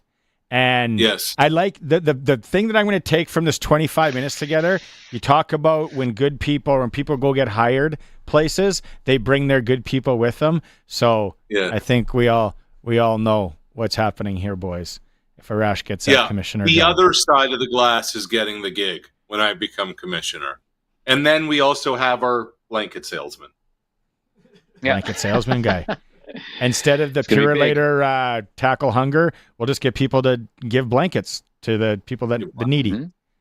There we go. There we go. I'm a mark. A tariff-free enterprise. Sells itself. Oh, don't get me started on that. All right, Arash Madani live from New Orleans. He'll be back with us on Thursday. Oh, cool. Curtis is. Are you sending your resume over the stream? Yeah. That would be a little too forward, but Coulson made a present just for Arash, just on the way out. Uh-oh. What do we got? Oh, there you go. Boy. Yeah. You can tell it was rushed a little bit, but it is a nice present. It looks like a poncho. They sell those in that van at the corner too. It makes me look a lot slimmer than I am. So thank you very much, fellas. I'll take that as a compliment. Okay, go crush all that deep fried food tonight. Curtis or Coulson? Which one of you just did that? That was me. That was Coulson. Okay. Pick him up some beads, Arash. Bring him back some beads. Yeah, I'll do that. Talk to you Thursday. See you, boys. Right on. Coast to Coast with Arash Madani for Brian Gawley, Smart Investing Solutions, live from New Orleans. Quick break. When we come back, clutch performer time, and then the SJHL report with Benny Walchuk. It's all new Sportscage, streaming at sportscage.com. Been there, done that. We get it. And we've got something great for you. The Great Bin Giveaway on 620 CKRM. We're giving you the chance to win a 100-ton fertilizer bin from Core Grain. All you have to do is be listening to find out which sponsor locations you can enter at, all across southern Saskatchewan. You'll also have some chances to qualify during Saskag Today with Ryan Young.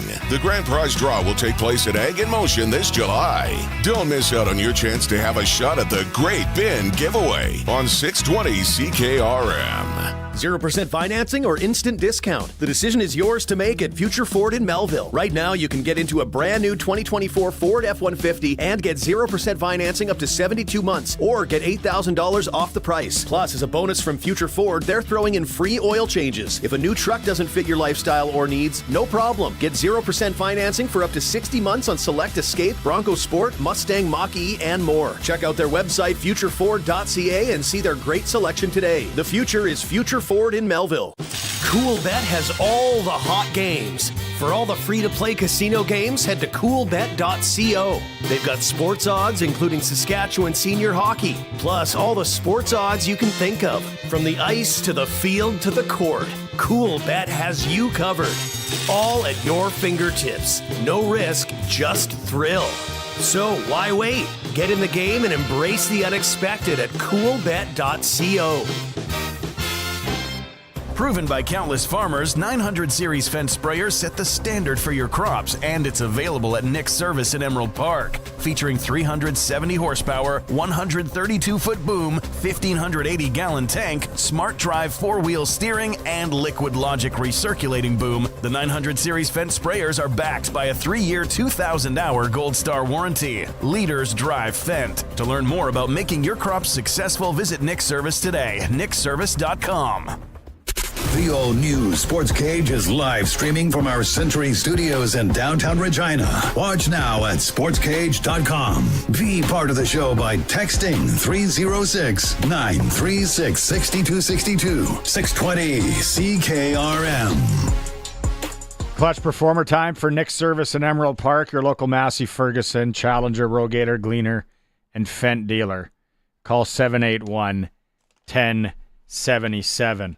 A number of ones that I had written down here. Not much on the local front because there wasn't a lot of local hockey yesterday. Tonight, we do have the Regina Silver Foxes against the Regina Capitals.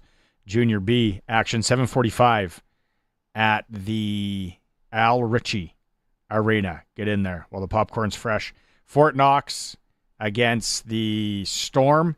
That one is 8 p.m. at the Pilot Butte Recreation Center. My clutch performer for Nick's service, boys, a guy that played with no elbow pads on Saturday in the Winter Classic hockey game, Derek Bidwell. If you're just tuning in to the show, Bidsy showed up. He hadn't played hockey in 15 years, showed up to the Winter Classic. I'm kicking myself I didn't play in this, by the way, but I promised my daughter I was going to take her on the road trip to Swift Current for her hockey, so I couldn't. Dad duties. But you showed up with no elbow pads, and you made it work. MacGyvered some elbow pads out of some old hockey socks with some shin pad tape, and went out there and earned the second star. There's a Joe in our locker room before. Everybody doing the tapping on their shin pads there for the starting lineup. There's Silly, you can see. I'm on the left by that Coho bag. That Coho bag, by the way, is brand new. So that should tell you about when the last time I played hockey, because Coho's been out of business anymore. Yeah, for a long time. And it's basically brand new. And Joe was really into announcing the starting lineups. It was a real good time. For those that can't see the stream, he's hooting and hollering in the middle of the locker room for us. It was a real good time. And I got it done. Hey, you know what? I didn't hurt anything. So I'd like to give it a shot next year. And then maybe because now I can't say 15 years ago was the last time I played. I could say last year. What was the clap? What was that? It sounds like they're doing HOTTOGO. No, it was just no, no something. Do. Yeah. Okay, that was That's good. it. He's just announcing, guys. Did you guys get it done though? Didn't you lose, Biddy? We got it done. As far as we made it an entertaining game, and we delivered an amazing 2 hours of entertainment for the fans at Merlis Belcher in Saskatoon. Yeah. We didn't get the victory, but we got the job done. And Curtis, it's more about a win. It's about raising money for the kids. Now, I think your man bun's too tight. Whatever. I just needed you to define get it done, okay? Right on. We got it All right. done. Clutch performer for Nick's service in Emerald Park, your local Massey Ferguson Challenger, Rogator Gleaner, and Fent dealer. Call 781. The other thing that the fine folks at Nick's service like is their SJHL and junior hockey. Time now for the Saskatchewan Junior Hockey League report on the all-new Sportscage. The SJHL report is brought to you by Southie Mainline, the Mainline Automotive Group's newest king of trucks. Southie Mainline, just 30 minutes north of Regina. Worth the drive, every time, guaranteed. And right now, they got brand new Ram trucks for just $49,995, and the new Jeep Compass for $38,686. Worth the drive every time, king of trucks in Southeast Saskatchewan. Benny Walchuk, there you are. First off, let's recap. What was the word from Winnipeg on the MJSJ showcase this year at one of the hardest arenas to get to, the Seven Oaks or whatever it's called in Winnipeg? Yeah, the Sportsplex there. It was a good event. Saskatchewan got off to a good start, winning 2 of the first 3 games. And then I'm going to give a little bit of gears to my the SJHL's Jamie Neugebauer. He did a little bit of that lineup video where you announced the lineup against for SJHL Gold, and they didn't win a game since. So they lost all 3 on the second day.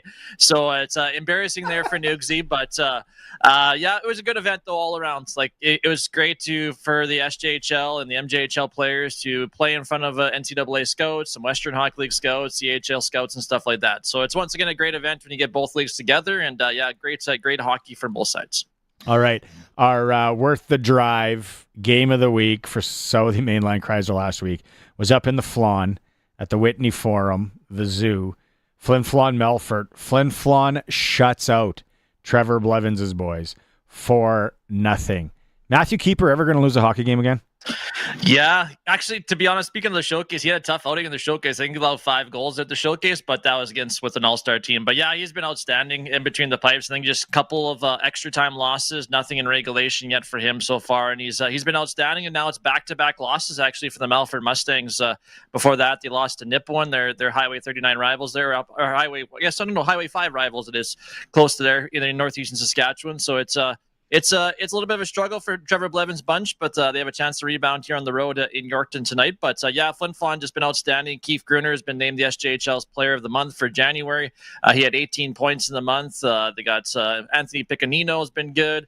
Rylan Ringer has been good as well for that team. So they're just kind of rolling along right now. They haven't had a regulation loss since October 30th of 2024, so a long time. Melfort is at Yorkton this evening. Snow starting to come down here in Regina lightly. So travel safe. Battleford's in Notre Dame and Wilcox. And then Flin Flon making a 346-kilometer jaunt down to Nipawin. Notre Dame and Battleford is going to be in Davidson tonight, actually. A little neutral site game. Mm-hmm. Oh, yeah. They just Jackson Allen, of course, is the captain of the Battleford North Stars, and they're going to play in Davidson tonight. So it's a neutral site game. At the AGT. And the rink that Snipe built. Awesome. Exactly. That'll be good. They'll get a nice crowd in there. Yeah, for sure. Double lane highway from Saskatoon and Regina to drive up. Okay, I'm glad you let us know about that, Benny. Was that just decided this afternoon? Probably. Could be. I mean, Nukesy's still kind of coming off his tough video there at the showcase. So, okay, what's our worth the drive game of the week this week? Let's go with tomorrow night, Weyburn in Melfort. Hopefully the snow isn't too much tomorrow, but at the Palace there, Weyburn Red Wings, who are probably one of the better teams here in the South right now, top spot in the Viator division. So let's go Weyburn and Melfort tomorrow at the Palace. It is for Southey Mainline Chrysler, the worth the drive game of the week. But anyway, yeah, like you said, if it is snowing, we gotta watch out. The commissioner just texted me. He's not happy with my comments about David. No, I'm just kidding. He hopes to sample a burger. Why wouldn't a guy crush 2? Okay. The other thing we got to talk about here, I know this is just JHL report, but Saturday night in the Fort, we got Game 1, Provincial A, Balcarres Bronx, Gubba's boys against the Round Lake Bears. I don't know what that rink holds, Benny. Safe to say she's probably going to be packed. Yeah, I think they have 1,000 and 1,100 fans, maybe possibly, and they've already sold over 500 tickets. I think advanced tickets already, so it's going to be a good matchup. But no, Round Lake, everybody's talking about they got a pretty good squad coming in. They got lost a couple of guys to suspension, but don't sleep on Balcarres. They got some recruits coming from Theodore and from Southey, and they're a hard team to play against. And yours truly will be on the mic doing some public address announcing on Saturday. We can announce that right now. So it's should be a good time there in Fort Capel. But hats off to the Fort Knox organization, the town of Fort Capel, for welcoming the senior hockey to the arena. They're opening with open arms. It's going to be a great atmosphere in the Fort Rec Center, or the Prairie Co-op Rec Center there in Fort Capel. So it should be a great night on Saturday. It should be just a great couple months here of senior hockey with everything happening around the area. Well, my boys. Cheech's boys, my boys, Kenora Cobras, up 1 on Carnduff, right? Who stole the Kishka blasting at the rink for Game 2? Yeah, exactly. And Logan Foster, their top player, wasn't even there. He was on his honeymoon in, I don't even know exactly where Fozzie was, but he's going to be back there for game number 2 there in Carnduff. So it's exciting. Foam Lake with a big win on the road, a little bit of a chippy affair there in Hudson Bay with some Hudson Bay rules happening, but should be great happening this weekend. Some Hudson Bay rules. I love it. Hey, going back to the neutral site game, I want to talk to you about that one, the Davidson one. That's going to be obviously a good time. Great to move things around. It's great for the league, great for the people in these smaller communities. I know Kevin Kaminsky does one in Churchbridge every year for his community there. Are there any more still ahead on the schedule for the SJ, or do we wait till just the day of? No, they usually don't. Like Notre Dame usually tries to get out in the communities just because their attendance maybe isn't as great as some other communities. So they get out to the Mydales, they get out to the Carlisles, to the Moosemans, to any other place, the Cinnaboys as well. So they try to get across as much as they can. They had the neutral site game in Kenora, so it's great to get out to these local communities. And some of these Kenora minor, the local minor hockey players, this is a big deal. They got the big guys coming to play in my arena, and you have a chance to see a junior hockey game in your community. So it's great. And Malville usually did one maybe in Fort Capel or Grenfell or something like that in the past, and I know Estevan's done some as well. So it's great for these SJHL squads to get onto these respective communities, and it's a one night only. Like you said, the big boys are playing in my home arena that I play minor hockey in, which is pretty cool. Okay, we'll let you go. We hopefully we'll catch up Saturday. You got to let me in the side door, by the way. I will try. We got a couple of quick trivia questions for you to get in. I was supposed to be telling you answers, so maybe we'll have to give you some trivia questions. Make sure you get in. So, Benny Walchuk and the SJHL report. Thanks, Benny. No problem, guys. Take care. It is for Southie Mainline Chrysler. 0% financing right now. The king of trucks on Jeep Grand Cherokees. 0% financing. It's a heck of a deal right there. Worth the drive every time, guaranteed. 30 minutes north of Regina, Southie Mainline Chrysler. Break time. It is a Sports Cage. Streaming at sportscage.com. Plan to stop in at Young's Equipment Incorporated and learn about Highline's user-friendly, high-quality equipment, like bale processors, TMR feed mixers, and bale handling equipment. If you're in livestock production, Highline's quality products focus on cost savings and efficiency for your farm. Check them out at Young's Equipment Incorporated, your authorized Case IH and Highline dealer, or find them online at youngs.ca today. Highline Manufacturing, designed with purpose. It's time to turn up the heat on trades at Crestview. For a limited time, get a $2,500 trade-in bonus on any trade-in. We're going to work to get you the same or similar payment to what you got right now. And we got something for everybody. Over 200 brand new vehicles, Jeeps, Rams, Caravans, and so much more. Plus, Capital's 100K giveaway is back at Crestview. Check out capital100k.ca for your chance to win. We're turning up the heat on trades at Crestview Chrysler Dodge Jeep Ram. Proud member of the Capital Automotive Group. You don't want to move cows that don't want to be moved. Instead of trying to move the cows to the water, just install a Keln Solar Livestock Watering System. With a Keln Solar Livestock Watering System, you can put your pump pretty much anywhere without the cost of hooking up to the grid. Leave the cows where they are and move the water to the cows. Learn more about the Keln Solar Livestock Watering System at kelnsolar.com. Keln Solar, we move water. Get it hot and get it fast. Western Pizza. Western Pizza Regina's 27th annual Have a Heart Night is tomorrow. Your Regina Pats will be at Western Pizza locations throughout the city from 6 to 8 p.m., helping with orders and delivering pizzas. Proceeds from delivery fees and tips will be donated to the Regina Heart and Stroke Foundation. So, have a heart and help a great cause when you score some Western Pizza by phone, online, or through the Western Pizza app. And get it hot and get it fast. Western Pizza. The all-new Sports Cage. Watch our live stream at sportscage.com and on the radio at 620 CKRM. Barney Shinker, Derek Bidwell, and the C's on this Tuesday for Saskatchewan Lottery is the main fundraiser for over 12,000 sport, culture, and recreation groups in the province.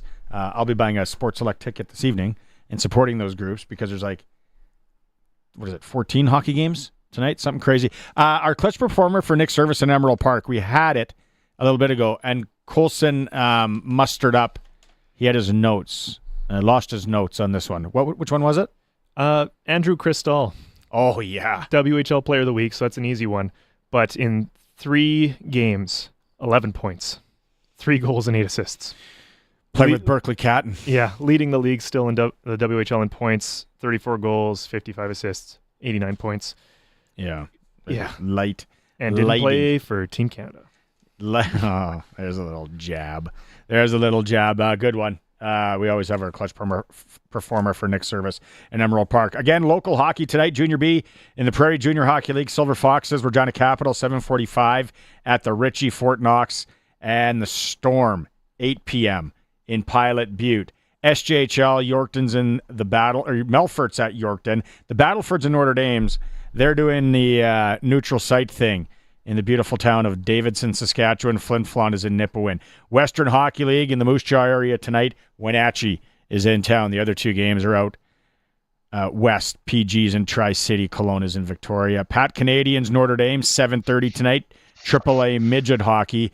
Pat C's lead by 1 point over Moose Jaw in the standings. This is a game in hand, so they can move 3 points up. Hey, Bidsy and Coulson and Curtis tomorrow.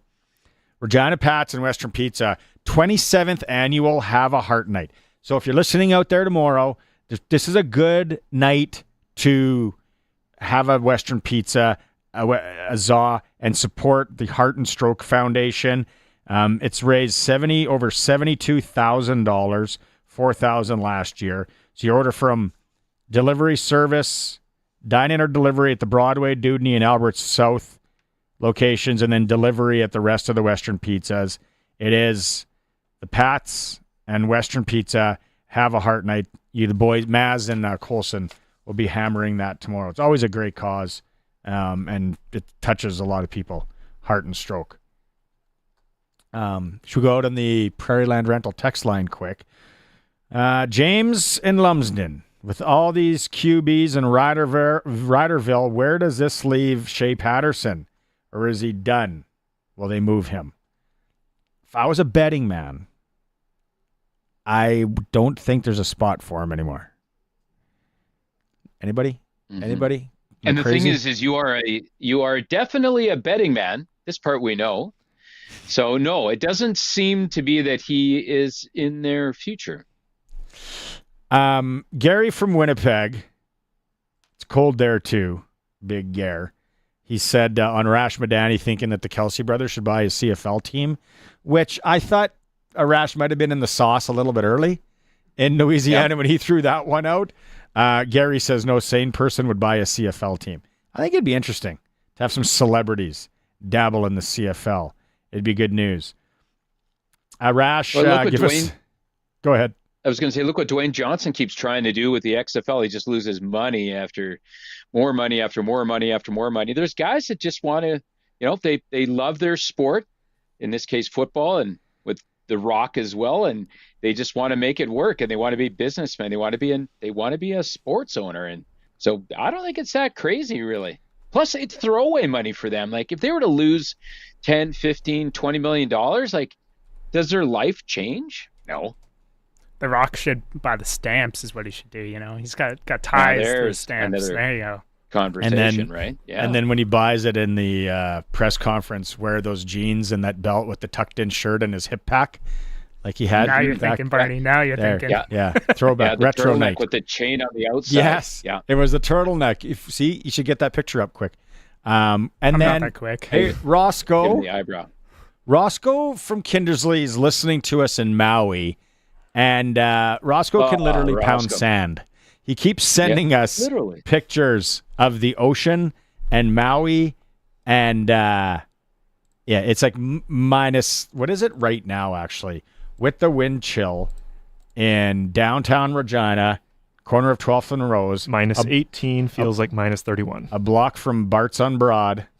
What did you say it was? Minus 18 feels like minus 31. Lovely. And we got snow coming.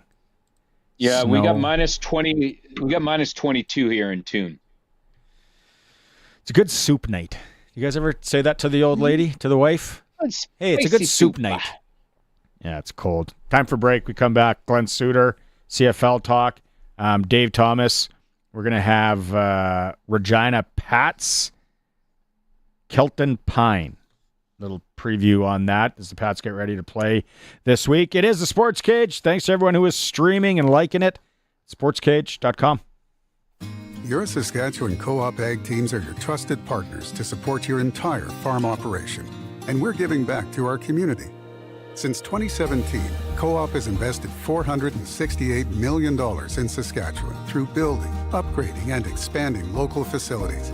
And we've returned $418 million to Co-op members. Co-op, we're building something for the future. Here for your farm, here for your family. Learn more at coop.crs/farm. Nobody knows the equipment market like Ritchie Brothers. If you're selling heavy equipment and trucks, Ritchie Brothers will get you the most buyers, industry expertise, and the widest selection of custom selling solutions. Sell equipment your way from your yard or a Ritchie Brothers facility. Ritchie Brothers will drive demand for your assets like no one else can. Contact your local territory manager today to get started. Visit rbauction.com to learn more about selling with Ritchie Brothers. The love of the game is in the air at the Brandt Center with the chance to catch your Regina Pats at special events all month long. Experience cultural pride at the George Gordon Development Indigenous Celebration on February 7th. Grab the last of 6 collectible cups at Wednesday giveaway night on the 19th. Get your new Pats hockey cards at First Responders Awareness Night on February 22nd and pink the rink to stand up to bullying to end the month on February 28th. Go, Pats, go! See the full promotional lineup and get your tickets at reginapats.com. Proudly broadcasting from Treaty 4 territory, the homeland of the Dakota, Nakota, Lakota, Saulteaux, and on the homeland of the Métis Nation. We are 620 CKRM Regina, a Harvard media station. It's 5 o'clock. Good evening. There's some light snow and some drifting snow in Regina, and it's minus 19. I'm Corey Atkinson from the Harvard Media News Center with 620 CKRM News for Echo Sound in Fort Qu'Appelle. Stay connected with a new cell phone from Echo Sound. Call 306-332-6711. Environment Canada has issued a snowfall advisory as heavy snowfall is forecast for southern Saskatchewan starting tomorrow morning as a weather system moves in from Montana. Snowfall totals are expected to reach 10 to 20 centimeters before tapering off to light flurries early Thursday. The rapid snow accumulation could make roads and walkways hazardous, affecting rush hour traffic in some cities. Authorities urge caution when traveling and recommend that residents check weather reports and the highway hotline before heading out. 3 Canadian ministers are in Washington this week after U.S. President Donald Trump put a 30-day pause on damaging duties. Industry Minister François-Philippe Champagne, Defense Minister Bill Blair, and Energy and Natural Resources Minister Jonathan Wilkinson have all traveled to the United States Capitol for meetings with Republican lawmakers and members of Trump's circle. Wilkinson says the goal is to stop tariff threats for good. He's pitching an energy and resource alliance that gives both sides some positive benefits that they can actually say that they are gaining from moving down this path, rather than going through a lose-lose conversation of tariff and retaliation. Wilkinson says if the tariff threat looms too long and the relationship with the U.S. becomes increasingly unstable, Canadians will have to look at building the infrastructure required to export elsewhere.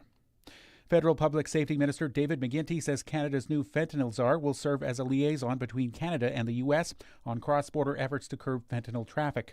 Ottawa announced the new position in response to American President Donald Trump's threat to impose 25% tariffs on Canadian imports. McGuinty toured border operations in Manitoba today and said the government is moving quickly. The new fentanyl czar is going to be involved in pulling together, obviously, our law enforcement, obviously, our local law enforcement, our attorneys general, our provincial counterparts, Health Canada's new laboratory systems that are being stood up so we can track and trace the source of precursors coming from different parts of the world that are being used to make the fentanyl. McGuinty says the fentanyl czar is among some additions to the $1.3 billion border plan that Canada announced weeks ago in an attempt to head off Trump's tariff threat. Nutrien is making a $15 million donation to the University of Saskatchewan's Be What the World Needs campaign, which is now just over 90% of its $500 million goal. A large portion of the gift will establish the Nutrien Center for Sustainable and Digital Agriculture inside the current College of Agriculture and Bioresources building. It will focus on research, training, and innovative technologies that accelerate farming into the digital age. Nutrien President Ken Seitz says the money will also fund scholarships for the next generation of agriculture and engineering students. You know, we need our talent pipeline to be full, and the University of Saskatchewan is an important partner in that regard. We need research and development in sustainable agriculture and farming practices, and the University of Saskatchewan is a wonderful partner in that regard. A state-of-the-art lecture theater will also be established in the College of Engineering. It's 5:04, and that's your 620 CKRM News. Read more stories from around your community and around the province at sasktoday.ca and 620ckrm.com. Your weather is next. Oh, finally, there it is. Oh, did you order pizza? No, even better. I called Echo Sound, your SaskTel authorized dealer. Oh, so what'd you order? Well, they have all the top-of-the-line smartphones with all the latest features and so many great plans, man. Oh, nice. Oh, it is the pizza guy. Hey, guy. Tell him to go away. We're waiting on Echo Sound. Echo Sound, your SaskTel authorized dealer in Fort Qu'Appelle. EchoSound.ca. We'll still take the pizza, though.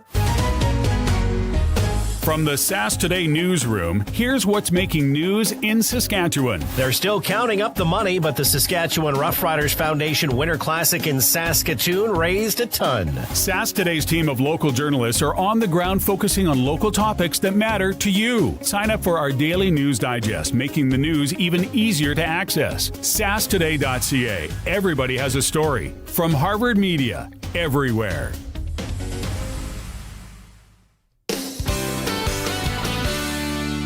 It's 5:05, and I'm Corey Atkinson with your 620 CKRM Precision Weather Forecast, brought to you by Linex Regina. Serious protection, killer looks, 1865 McHarris Street.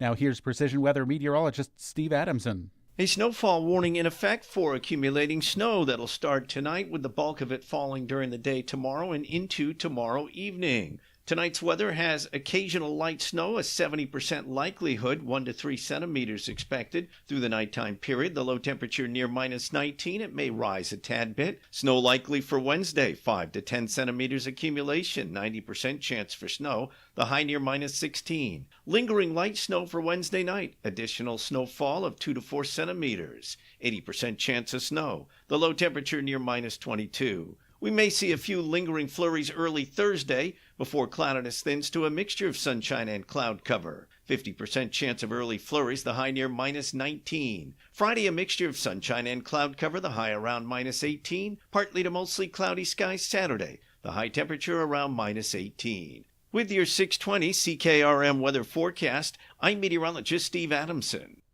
Across the province at this hour, Saskatoon is minus 22, Swift Current is minus 20, Assiniboia minus 19, Broadview Moosomin minus 19, Yorkton Melville minus 23, Estevan minus 20, and Weyburn is minus 19.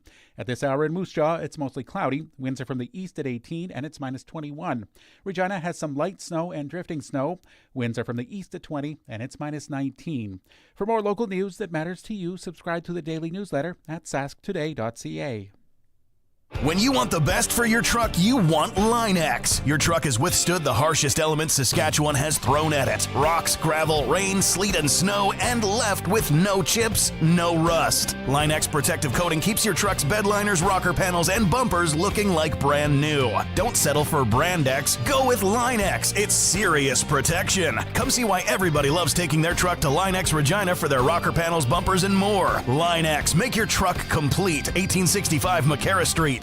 A few years ago I was doing okay, but the rising cost of living has made my credit card bills go through the roof, and I don't know how to handle it anymore. Times are tough right now. The cost of living is causing many to fall into debt through no fault of their own. It's easy to feel overwhelmed and stressed, but there are options that can help you get back on your feet. My name is Jasmine Brown, and I'm a licensed insolvency trustee. I can help you find a solution to become debt-free right here in Regina. Visit bdodebt.ca to learn more. Broadcasting from Century Studios in downtown Regina, Harvard Media presents the all-new Sportscage, where Saskatchewan comes to talk local sports. Brought to you by Sask Lotteries, bringing communities together. Sask Lottery products fund over 12,000 sports, culture, and recreation groups across Saskatchewan. Be a part of the show. Call 1-866-767-0620 or text 306-936. 6262. The all-new Sportscage. Streaming at sportscage.com and on the radio at 620 CKRM. You're driving home around the area. Drive safe. Snow starting to come down. Very, very chilly, as you heard the weatherman say, and we talked about earlier. So if you're driving to any of the local hockey games in the area, what do we got? Maybe a little AAA action. Patsies and Notre Dame, or SJHL in Yorkton, Melfort's in town. Battleford and Notre Dame, little known fact, is being played in Davidson this evening. So SJHL comes to Davidson, the rink that Snite built, will be a good one. Flin Flon and Nipawin.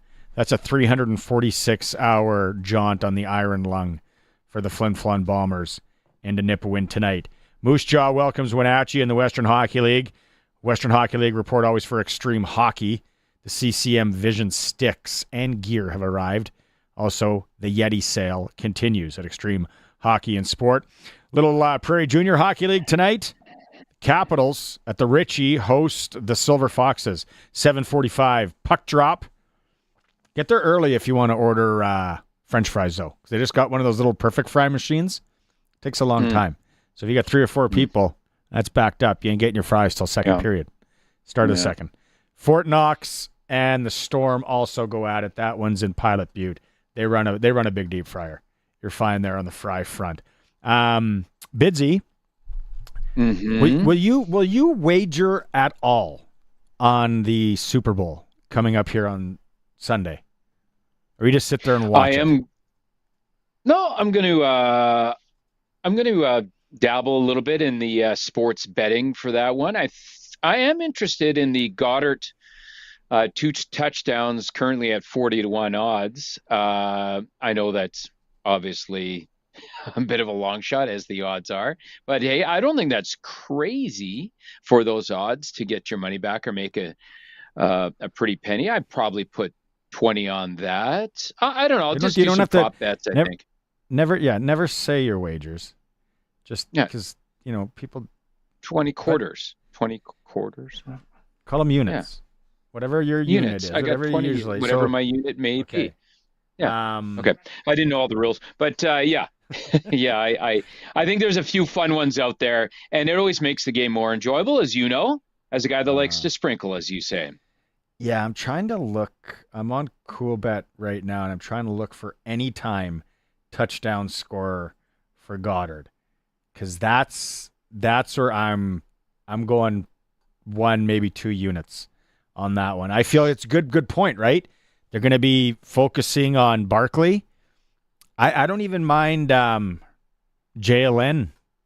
getting a TD, maybe walking one in on a naked bootleg, as the kids call it, right?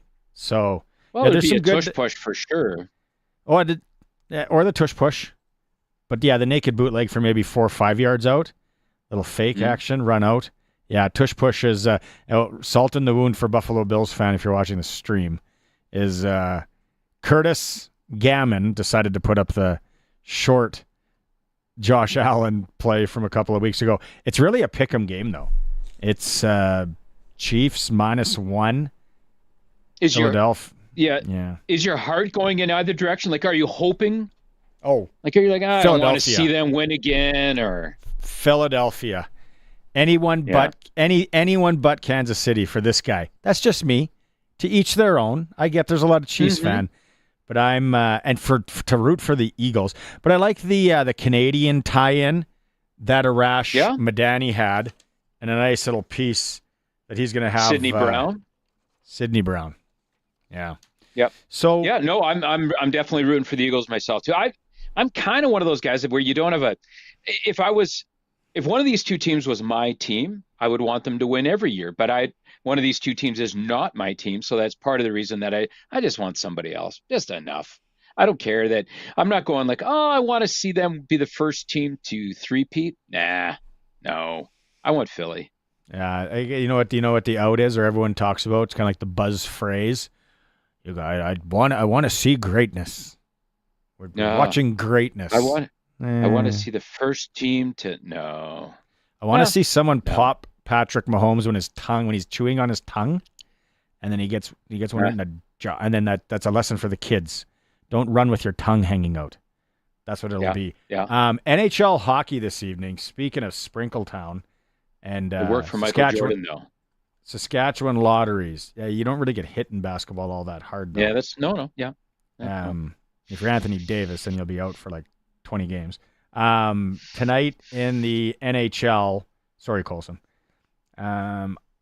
There's almost every team's playing in the league. Edmonton's in St. Louis. The Jets are home to the Hurricanes. That's an interesting matchup with the trades and everything, and where Carolina is the favorite on a lot of betting sites to win the Stanley Cup. Toronto Maple Leafs in Calgary. You know what you've mentioned it a couple times that you've worked in Calgary. Tonight with the Leafs there. Like, will it be just as loud for the Leafs as the Flames? Oh, first off, that sounded like a little bit of a dig off the top there, and Colson and Curtis for that. yeah, I spent some time there. I just miss big my rodeo time guy. in Cowtown. I love the rodeo. And My elbow pads are still there. And my Cowboys time. And my elbow pads I left them behind. Yeah, that's a joke from hour one. There's Calgary. Yeah, You're watching the stream. There's our guy. There he is. And he's got the thumb. You can't see it's at the bottom there. He's got the thumb hooked in the fanny pack, and the fanny pack is hanging low. It's just holy. That's as cheesy as you can get. Good for him though. He went like that for Halloween. I think it was last year or the year before. He put a wig on and he went like that guy. Yeah, he went as himself, that guy, for Halloween. I thought it was pretty good. Turtleneck, everything, That's a great idea. afro up. Yeah, it's a good idea. He made But fun there'll of himself. be a lot of Leaf fans. Like, okay, so Leafs and Habs, when those guys roll into Calgary, like, there's got to be Halfsies. Really that many, eh? I mean, it's pretty darn close, I would have to say. Yeah, because here's the other thing too, is this. Calgary's not really a great, as much as I love my time there and love Cowtown, it's not a great sports town really. They kind of follow what's hot, right? And they seem to be latched onto the Flames the last few years. But when I first got there, it was a ghost town at Flames games. And now, unfortunately, it's a ghost town at McMahon Stadium for the Stamps. There's a few other reasons. It was a Roughnecks town and a Hitman town. And then, what is it, Gold Eyes? Is that the baseball team? No, it's Edmonton. That's Edmonton. Yeah, Calgary's no. baseball team. They did not do well supporting any baseball team when I was there. I think they gave it 3 shots and failed all 3 times. But still has Pete's drive-in though, which is awesome. Yeah, and Pete's is good. Yeah, and Cowboys is fun. Calgary's home to the Leafs, of course it is. Canucks are home to the Avalanche. I was actually talking to a guy at the ice hockey facility last night, and he's trying to get tickets for the Avalanche and Oilers this weekend, last game before the Four Nations break. I had no idea how expensive tickets were in Edmonton to go and watch. Again, Curtis is taking over the stream. He's just dropping things. Throwing up random pictures. Randomly. But was, anyways, Dwayne Johnson. Vancouver home to Colorado. Vancouver, there's a lot of scoreboard watching, even though with a bunch of games left between Vancouver and Calgary on what's going to happen. So those are the Canadian teams in action. Like I said, there is a lot of hockey NHL-wise tonight. It is time to talk some CFL football. Western Pizza guest hotline, the best, the generous amount of toppings, all the Greek favorites you love, the lasagna, the dry ribs, and the souvlaki. Joining us on the Western Pizza guest hotline to talk CFL football is Glen Suitor. Glen, let's start with the Riders first. There's been a lot over the last 2 days. How are you assessing things? I don't know if it's too early to give a grade to what the Riders have been doing. Which ones jump out at you? Well, Tavon Campbell's is, to get him back in the Canadian Football League first, you've got a player that could play probably, any position in the secondary, but I'm sure they'll put him out there at corner where he's been. And, that's a ratio buster in a big, big way. A guy who went back in his combine days, I believe he ran like a 4.2 something. I mean, I've never been big on putting too much emphasis on the testing results. I rarely see a guy come out of a 3-point track stance in a football game, so I never put too much weight in the 40 times, things like that. But he ran a blistering fast 40 time in his NFL combine. So he can get up and run. He can play a lot of different positions. And again, Canadian in there is excellent. Mike Rose, we talked about on Thursday, Barney, when you were away. And I think that is an excellent signing because he is such a skilled D lineman that can play both inside or out, but he's also going to be motivated. He's going to have a chip on his shoulder, especially when they play Calgary. It's going to be one of these, let me show you again, why I've been an all-star in this league. And, I didn't think he had a great second half of the season in Calgary last year, but that's what I mean. He'll be ultra motivated. So I love those two signings. But I've been like you guys. I've been on my phone just kind of updating every few minutes going, wow, this negotiation window, they might as well just say, hey, let's just open it up, sign your players if you want, why wait for allow for the team that may be losing a free agent, maybe allow for them to counter. And if they don't counter or the player doesn't like it, he moves on. Yeah, because I was going to say, Glenn, that's the thing that around here in our office space, they said, I thought it was supposed to be February 11th. All these players are already gone. And I said, well, they've kind of signed deals, but their teams, I guess, could counter. Is that the best way to explain this? Because, like I said, there's CFL fans in here, and they're just like, I thought it was February 11th. Yeah, well, no, none of the contracts at this point until February 11th, unless, they have to wait until the 11th to register the contract with the league office. Mm-hmm. And until that happens, they're not signed with that team. Now, what's been happening in the news cycle, which I don't have a problem with, guys, because it's been keeping the CFL in the news, and people are talking about, we're a week away from the Super Bowl here. And there has been a ton of social media stuff on Geno Lewis and everybody that's moving around. Kenny Lawler moving to the east in Hamilton. And, a guy who Saskatchewan knows how dangerous he can be, and that when you think about that playoff game. So, I've been intrigued, keeping track, trying to keep a list of guys that are still available, things like that. But the two big ones that we've talked about for a couple of weeks now, the two big ones are Geno Lewis and Kenny Lawler, and they both look like they've agreed to new deals with new teams. But again, these deals aren't finalized until the league office gets the contract after that 11th date. So these are just sort of, I give you my word that we'll take this deal. The team that has the current free agent like Geno Lewis and Edmonton, they could still counter, and that could still change. Mm-hmm. So these are really, they're not rumors, because the agents are saying, hey, we've agreed to terms. Yeah. Verbally. Lawler, I think it was 3 Down Nation that had allegedly Lawler's in the neighborhood of $275,000 to Hamilton. Go nuts, I say. It's a lot of dough for a receiver. Yeah, he had a good year last year, a year older this year. I don't know. Okay, it's like Tommy Tuesday here in Saskatchewan, though. So this one hasn't been confirmed by the Riders. This is just Justin Dunk, our man, on Twitter had it, that the Riders have agreed to terms with quarterback Tommy Stevens from the Calgary Stampeders, who, Glenn, here we see him if you're watching the stream, he's kind of that third and short specialist. Now, how do I put this? Are we at the point where we want to use an import spot on a third and short specialist? Is that where we're going in the league, or some teams? Yeah, no, I think this is the way you should go. And I think Tommy Stevens still has a future if you look at him as a possible guy down the road. He's not there yet. He's not ready yet.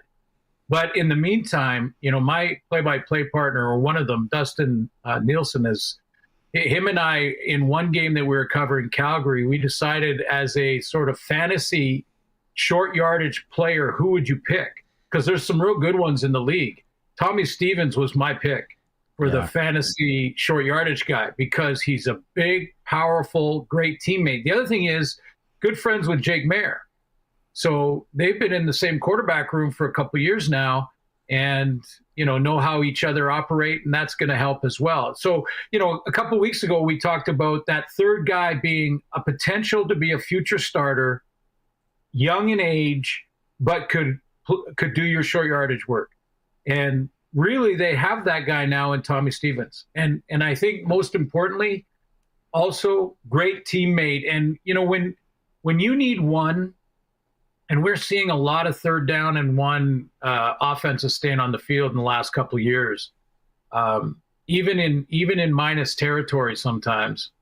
When you need one and you get 4 or 5 every time, it gets you that first down. That's first and most important. But it also lifts your team. I mean, the rest of the guys are watching him run over people, and they're just jacked when they get back on the field. So that's a good one.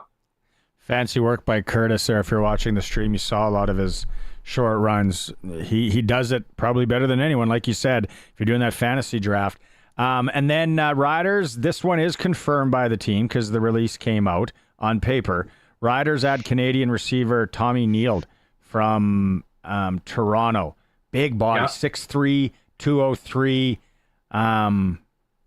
I personally like this one. I don't know where this leaves a guy like Noah Picton, but a nice big receiver with Grey Cup pedigree, Glenn.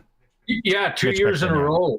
Yeah, two Grey Cup rings for Tommy, and a guy who, again, when we talked about Picton, talked about a potential for 800 to 1,000 yard receiver, depending on where they line him up. But one of the reasons that he's not been there yet in his career is because of a lack of opportunity, and that's okay. Sometimes that young Canadian receiver is going to be the wide side guy and not see the ball as much. That's okay. That's part of the developmental part of the Canadian athlete. And but Neild is in that sweet spot. Third year in the league, he's got some experience now. He understands how to practice when it comes to that championship pedigree, as you mentioned. So that's good. Plus, the Riders got to protect themselves against a Joe possibly sticking down south. Picton's not signed yet, so they're looking to make sure that they have not only depth but guys that can rotate in for Sam Emelis and Kean Schaefer-Baker. I was just going to ask you, Suits. So I haven't had a chance to be on with you in a little while, but with these signings that we've talked about, the last one being Tommy Neild, him on the offensive side of things, of course, but on the defensive side of things, all CFL defensive lineman Mike Rose, as you mentioned, from Calgary, and then Tavon Campbell from his time in the NFL. They may not be flashy, some of these signings, like Mike Rose and Tavon Campbell, like we just talked about how great they are. But, man, to me, especially obviously on the defensive side of things, they seem very, very solid. Like I said, they may not be sexy or flashy like a Lawler, but, man, it sure makes me more excited about their defense, which I found the Riders' defense to be quite exciting to watch last year anyway. This just seems to me like something else to get excited about because that defense just seems to be that much better. Well, it is. And, I think they could still do a little work there. They've got a couple of guys like Miles Brown and Lanier that are still free agents. Now, again, we haven't looked in the last 10 minutes, so you're never sure if all of a sudden a news flash hits the phone. But, I think they need to get at least one of those two. And where does Micah Johnson fit into that as well? But I love the signing from Mike Rose. A motivated Mike Rose is going to be very interesting. We talked about Tavon Campbell, and how, there's another secondary position. You look at they're on the website right now, the Riders website. Look at their roster and look at their DBs. That's going to be an excellent secondary. It's going to be a very good secondary. I still think a guy, 2 weeks ago or Tuesday of last week, we talked about Jake Ceresna. Now it looks like he's committed, so he's gone. But I still see a guy like Robbie Smith in Toronto, who I believe, to my knowledge right now, is still free agent. I think he would be interesting. He's 4 or 5 years now in the league. He's coming off 2 back-to-back years at 6 sacks each year.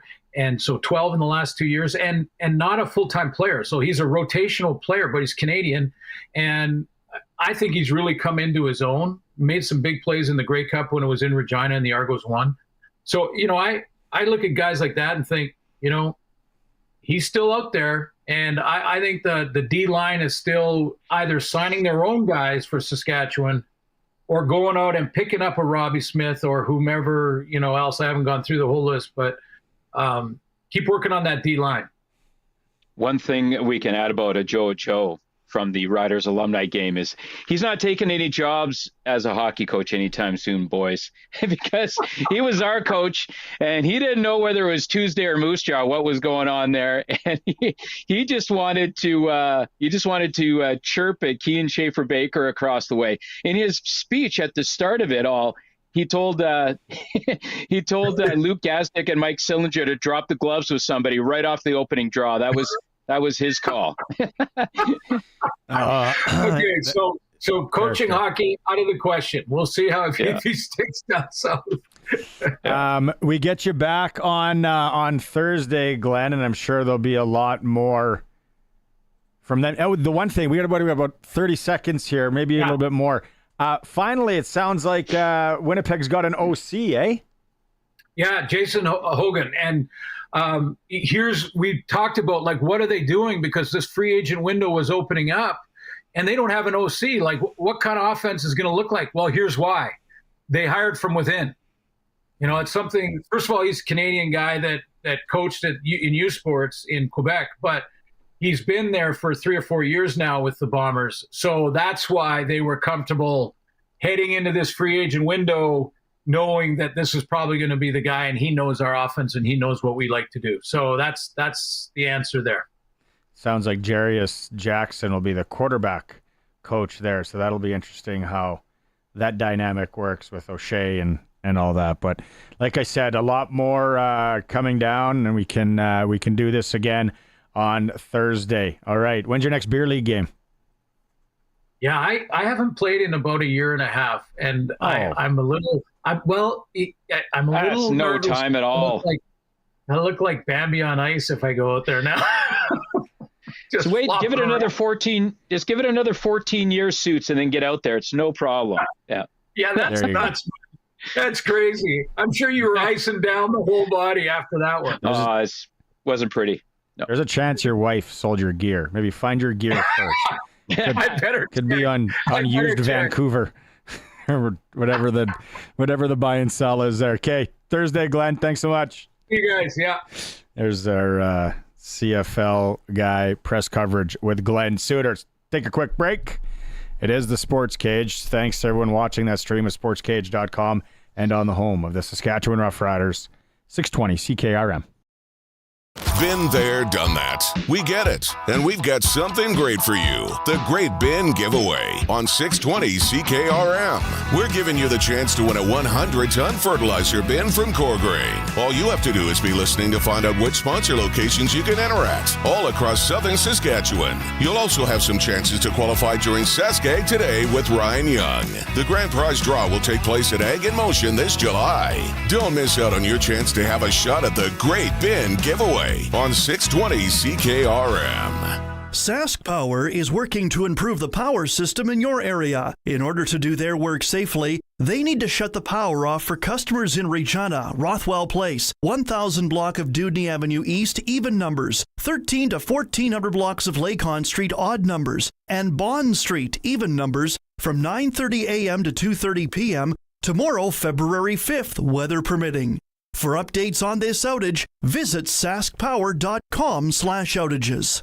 Oh, it's freezing. I think we're going to turn up the heat on trades at Capital Ford Lincoln.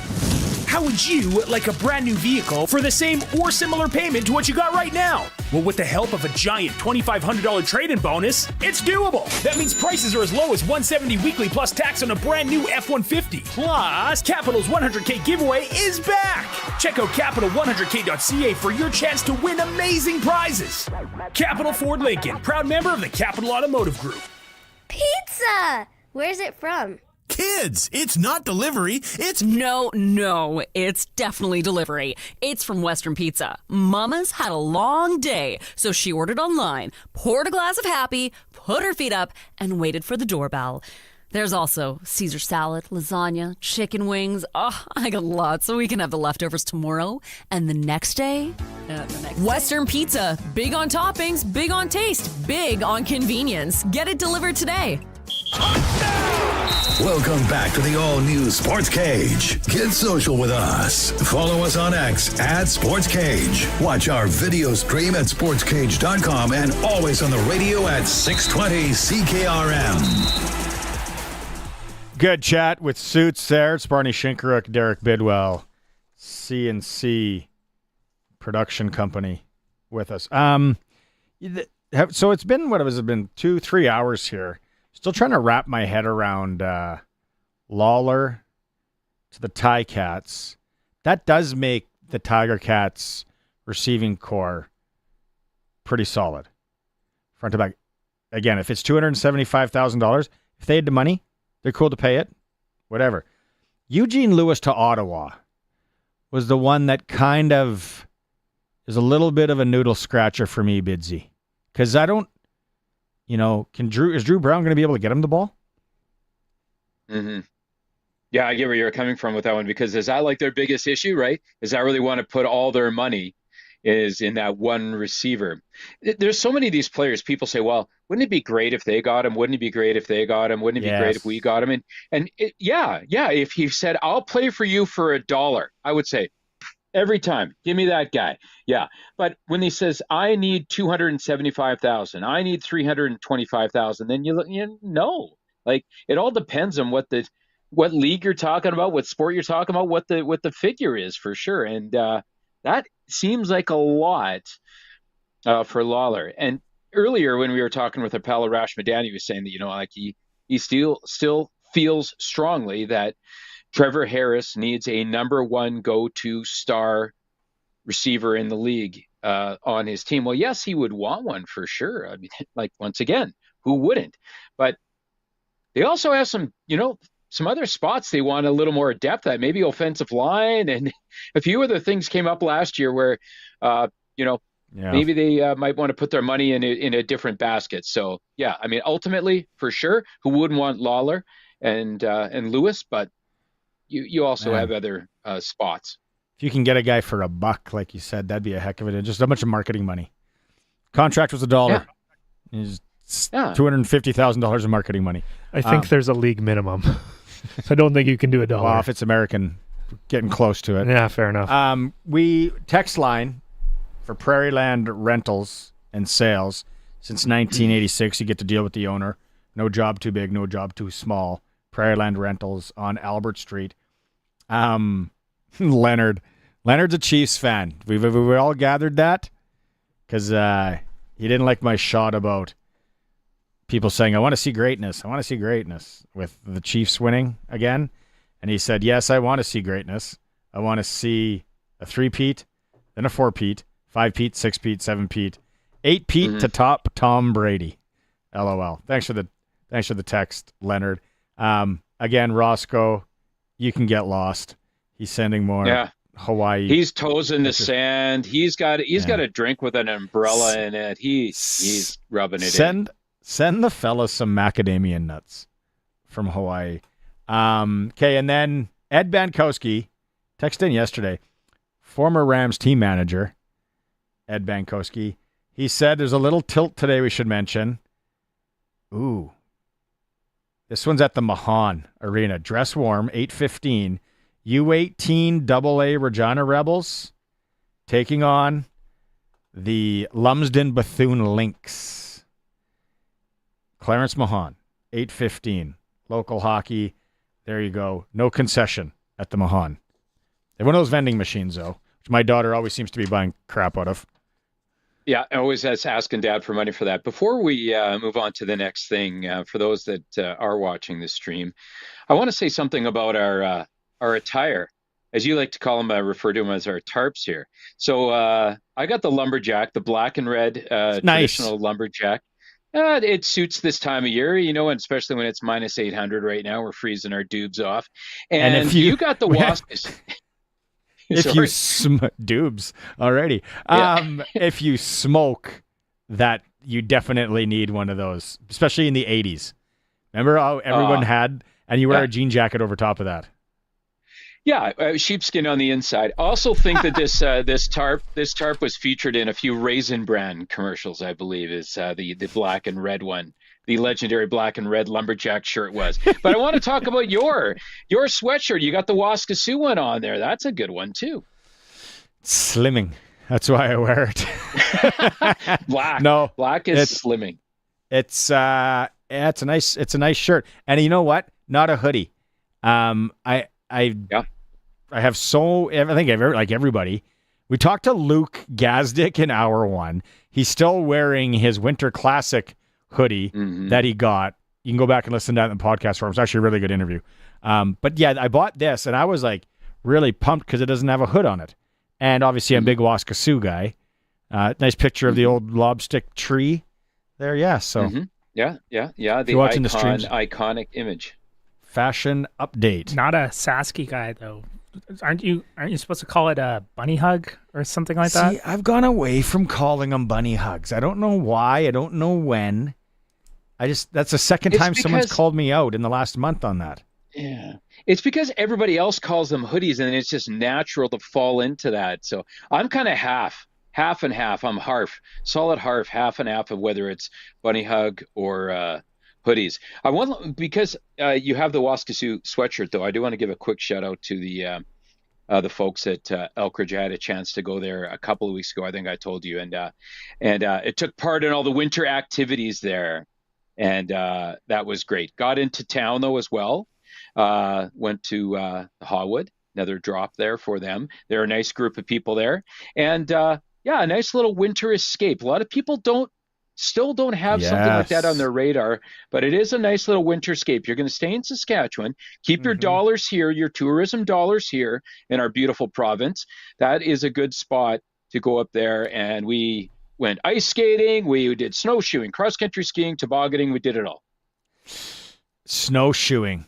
That's tough. You got to know what you're getting into. If you're going snowshoeing, cross-country skiing up there is great. You can do the golf course trails. Like you mentioned, it is a nice little hidden gem to kind of cruise anywhere up north. I think the Cypress Hills too, people talk about in this area, the Cypress Hills. But yeah, north, you hit the Northern Lights Casino, play the slappers on the way up. We grab a Venice House French onion soup and keep trucking up there. No, but it's a nice plug there. Local hockey, we mentioned the game at the Mahan, the Rebels and Lynx going at it. Prairie Junior Hockey League at the Ritchie this evening. Again, if you're ordering fries, get them early. Just a little machine there. Silver Foxes Capital, 7:45. Fort Knox and the Storm in Pilot Butte, 8 p.m. Midget AAA, Pat Canadians at Notre Dame, 7:30. The neutral site game of the week in the SJHL, Battleford, Notre Dame in Davidson.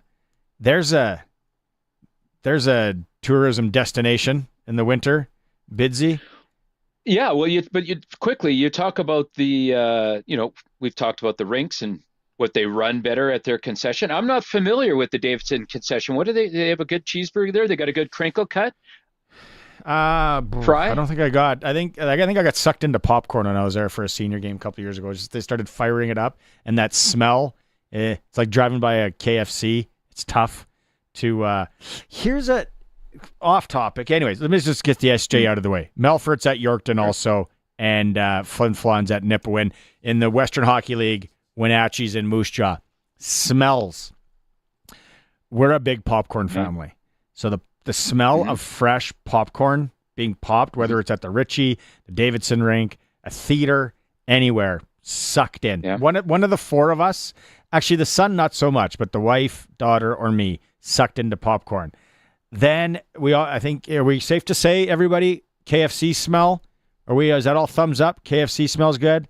And then I walked into a McDonald's. McDonald's is a sponsor on this station. walked into a McDonald's the other day. Like, that would be a nice air freshener. The smell of a McDonald's just makes you want to eat McDonald's. And then you know what my wife brought up? A really good point. Another sponsor here at Harvard Media, Subway. She goes, I wonder how much sales dipped when they took the Subways out of the Home Depots. Because she's like, we'd always go to Home Depot and we didn't even want to eat, and you'd smell that fresh bread being cooked. The bread. You walk out. Yeah. You walked out with, a plunger, some wood, and 2 subs. Yeah, a couple of footlongs. Yeah. Good point, though, Mrs. S. I was like, yeah, why did they get rid of those? And then we got a text when I mentioned Pete's Drive-In in Calgary. Of course, somebody messaged in and said, the burgers are dry. It's overrated. I don't go there that often. When I go there, do you like it? No, they're not dry. I do like it, and they're not dry. If anything, they might be a little. I found soupy. Yeah, just a little too greasy, mushy, or something like that. But there's something in there that's great. It's part of the experience. You just got to be there. Pete's Drive-In. I like the milkshakes better than the burgers myself, and their fries are pretty good. If anything, though, their burgers are a little mushy. Yeah. That milkshake, though, if you got the 8-hour drive back, gotta be careful. Yeah, gotta be careful. It is the Sportscage. Okay. Streaming at sportscage.com. For everything hockey, head to Extreme Hockey and Sport. Spring hockey is around the corner. Get fitted to your specs with the best team at Extreme Hockey. Be sure to check out Umbrella Marketing and Tarrington and his team for all your team, corporate, and business needs. Corporate or work event? Check out our custom Yeti and engraving options. Make any occasion a special one. Extreme Hockey and Sport, 1425 McIntyre Street, and the Pro Shop conveniently located at the Cooperator Center. Bronco Plumbing, Heating, and Cooling wants you to ignore their water heaters. Don't think about it. Don't worry about it. Because when you rent your water heater from Bronco, they take care of all the maintenance. Their professional staff will come to your home, handle the service at no additional charge, and then you're free to think about anything you want while you take a nice, long, hot shower. Water heater and water softener rentals from Bronco Plumbing, Heating, and Cooling. Call 781-2090 or visit broncoplumbing.com. They'll treat you right. Pizza! Where's it from? Kids, it's not delivery. It's... No, it's definitely delivery. It's from Western Pizza. Mama's had a long day, so she ordered online, poured a glass of happy, put her feet up, and waited for the doorbell. There's also Caesar salad, lasagna, chicken wings. Oh, I got lots, so we can have the leftovers tomorrow. And the next day? Western Pizza. Big on toppings, big on taste, big on convenience. Get it delivered today. Text CKRM 306-936-6262. Powered by Prairie Land Rentals. They've got everything you need for your projects. 600 Albert Street. PrairieLandRental.com. The all-new Sportscage continues. You can watch our live stream at sportscage.com and always on the radio. Saskatchewan's voice for local sports, 620 CKRM. We're getting yelled at on the Prairie Land Rentals text line, Bidsy. Okay. Is there a lot of exclamation points? Are they typing in capital letters? You damn kids. It's not a hoodie. It's not a bunny hug. They are kangaroos. Oh, never. No. Colson's that old school? I think so. I don't know where my dad got it, but my dad called them that growing up because the pullover ones specifically, you've got the front pocket like a kangaroo. Yeah. So that's what he always called them. It makes more sense, but I just always knew it as a bunny hug. But it makes more sense because of the kangaroo pouch kind of in the front. In 1992, we had to use the word diggity because the Kaiser stole our word for that's the Simpsons. No Simpsons fans here. It's funny. I've never heard kangaroo.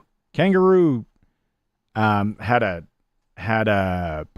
what is it? A hat? Well, they had like that. No, weird. that was Well, it had a kangaroo symbol, but it was Kangol.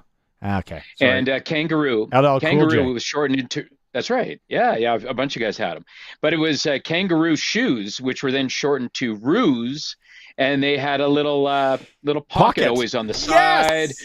or there was a tongue. Like I had baseball cleats, which was really stupid. I had kangaroo baseball cleats or ruse baseball cleats, and on the flip over tongue, there was a zipper pocket there. So like, I guess when I was playing baseball, I could put my house key in there. Ray and Hope, they were like, change. We can never be safety first. Yeah. He's going to lose another key. Yeah. Get him those cleats with that key pouch. What? Yeah. I'm sick of making keys. The whole neighborhood has our house key already. Yeah. They could just walk in while we're watching the Blue Jays. Yeah, exactly. The key, the pouch, I thought about that a few times over the last 30 years. What the heck were those shoes called that had the little pocket? And they were kangaroos. The ruse. Mm-hmm. Yeah. Like we talked about, if you want to sit down tonight and watch some hockey, Canadian Brew House, it's Talking About Tacos Tuesday at the Brew House, 2 locations in Regina, 1 in Moose Jaw, few in Saskatoon. So what do you get on Taco Tuesdays? Or Talk About Tuesdays, sorry. $3.49 tacos, $2 off tankards of Corona. I don't know if I could drink a tankard of Corona. I like him in the bottle. Tankard, smaller that's a lot. Amount. Curtis, could you? Oh yeah, I guzzle. But I really, all this talk about tacos really makes me wish that we got 2 more likes on the YouTube stream. We need 15 likes on the YouTube stream. And the number keeps going up. For Curtis to get free tacos tonight. So if you're watching the stream, hit the like button for Curtis. Also, spicy mango margaritas there. Shots of Jose Cuervo. If you don't have to work tomorrow, want to get after it. Buckets of Corona 23. So it's all online if you want to check it out. CanadianBrewHouse.com. And then the hockey front. Like I said, Sask Lotteries Tuesday, right? Got to go get a Sports Select ticket. There are 1, 2, 3, 4, 5, 6, 7, 8, 9, 10, 11, 14 games. I don't know, it's more, 16. More than that. Canadian teams. I forgot about Montreal and San Jose. Montreal's that's a game they got to win. They're going to try and make this playoff push. Can't be losing to San Jose. San Jose's young and scrappy. Other Canadian teams, Vancouver hosting Colorado. It is Toronto and Calgary. Bidsy talked about that, how there'll be a lot of Leaf fans in the Saddle Dome this evening. The Canada in Saddle Dome? What was the airline that sponsored the Saddle Dome for years? Oh, probably Canadian Airlines, Saddle Dome. Canadian Airlines. Canadian Airlines. Yeah. It'll always be that for me. Hurricanes at the Winnipeg Jets. The Oilers are in St. Louis. Ottawa's in Tampa Bay. That's the rundown of your Canadian teams. A lot of NHL hockey. We won't talk to each other before the Super Bowl. What are you thinking? Like, how do you think it's going to go down? I think it's going to be close. And I think Saquon is going to continue his storybook season, bouncing back after the Giants were so moronic to let him go. And I think the Eagles are going to win. And I'm going to sprinkle on Goddard to get at least 1 touchdown, maybe 2. And I'm not going to tell you how many units, but I'm going to go Goddard. Did you remember watching the TV show Roseanne back in the day at all? Did you watch Roseanne? Mm-hmm. Mm-hmm. Have you seen the Patrick Mahomes Darlene? Is it Darlene? Jeff or Geff? Oh. If you're watching the stream. Oh, that's funny. Remember when Mahomes played Darlene on Roseanne? And it's a picture. They look so alike. They do. Okay, Bidsy, stay safe. Stay safe in the cold. We'll catch up. Curtis Colson.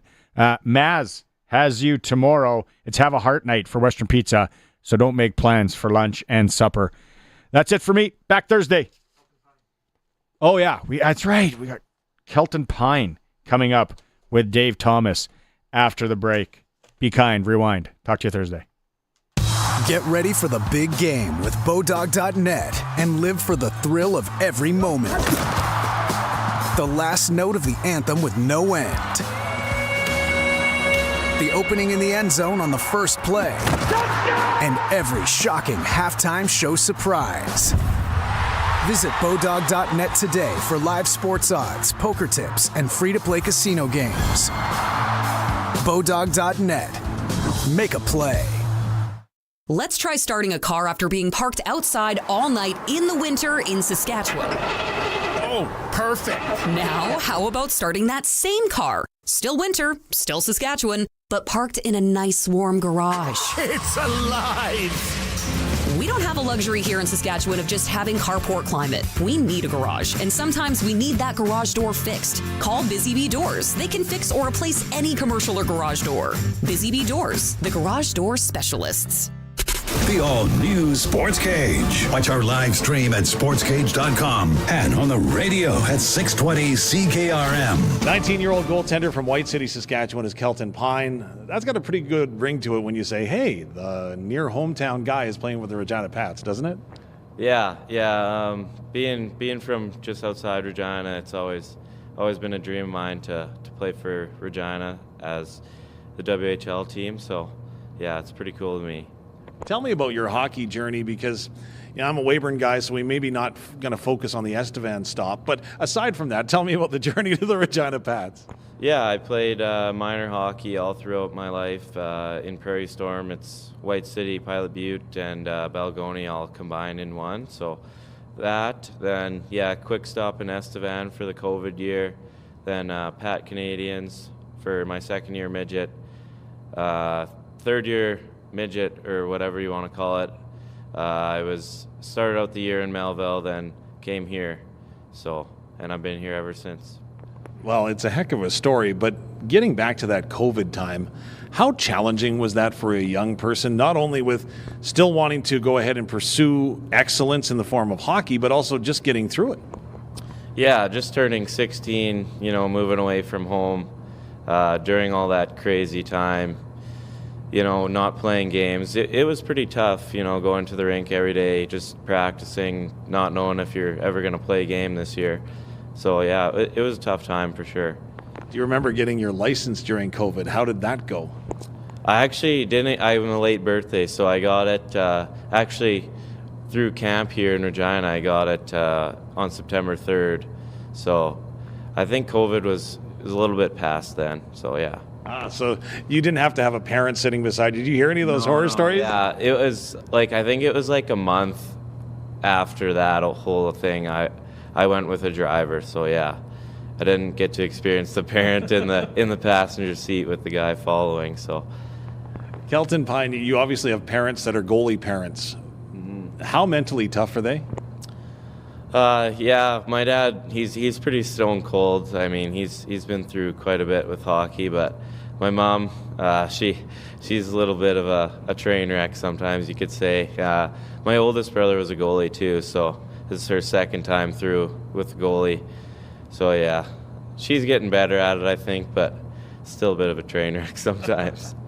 So becoming a goaltender, is that following in the footsteps of your brother, or how did that happen? Yeah, I would say he's a big part in that. He inspired me to do that. I would follow him around when I was younger. He's 8 years older than me, so it's quite a big difference. I would have my little goalie gear with me, and I'd be behind the net, mocking his saves or whatever. And parents probably still a train wreck at that point too. But let's get back to your time now with the Regina Pats. Obviously, you're familiar with this organization, having grown up in close proximity to the team. But did anything surprise you when you became a member of the Pats? I don't know. Just the work that it takes. You never really see that as a younger kid. The work that these guys have to put in to play on this team and to be a full-time player in this league and continue your career through this league. I find goaltenders' visualization and the way that they prepare for a game fascinating. How do you do it? Yeah, I mean, I think goaltenders are usually a little bit more dialed in than the players, obviously. I take a minute or two before every game or every period even, just to, kind of dial back in and visualize a little bit. So take me through your game day preparation. How does it start from the time you get out of bed? We come to the rink about 10 o'clock or 9:15 if you're skating. I've kind of been off and on skating and not skating this year. But then get out of the rink by about 11 to 11:30ish, go home, nap, get up about 3 o'clock, eat pregame at 3:30, then head back to the rink for a 4:30 arrival for me. What's the pregame meal? Usually it's chicken and tortellini with Alfredo sauce. Does it change up regarding the result from the past game at all? It just depends if we're at home. If we're at home, it's always the same meal. On the road, it's kind of whatever the hotel gives you. So when Kelton Pine isn't between the pipes for the Regina Pats, what's he happiest doing? I like to golf, like hanging out with friends, and if I'm not hanging out with them, I like to play a little PlayStation with them. So, what's the go-to PlayStation game? It kind of fluctuates. We play a lot of NHL. We used to play a lot of Fortnite, NBA, kind of just Call of Duty. It kind of just, switches up through whatever the newest game is, really. Who's the NHL go-to team then? My team? Yeah. In between Washington and Vegas, probably. So who's the best player on the team? Obviously, I'm sure you guys come up against each other. Oh, there's been so many. I think either me, Brownie, or Morsey, we're all on the same kind of online game, like team together, so we kind of see a bit of each other. So yeah, I'd say one of us. What's the future look for you moving forward? What are your goals? Yeah, I still got another year left in the Western League if I come back as a 20-year-old. And then from there, probably would like to go to school. So, awesome stuff. Well, Kelton, appreciate this. All the best moving forward this season. Thank you. This is 620 CKRM Regina, a Harvard media station. Available everywhere on the CKRM app, Radio Player Canada, and at 620CKRM.com.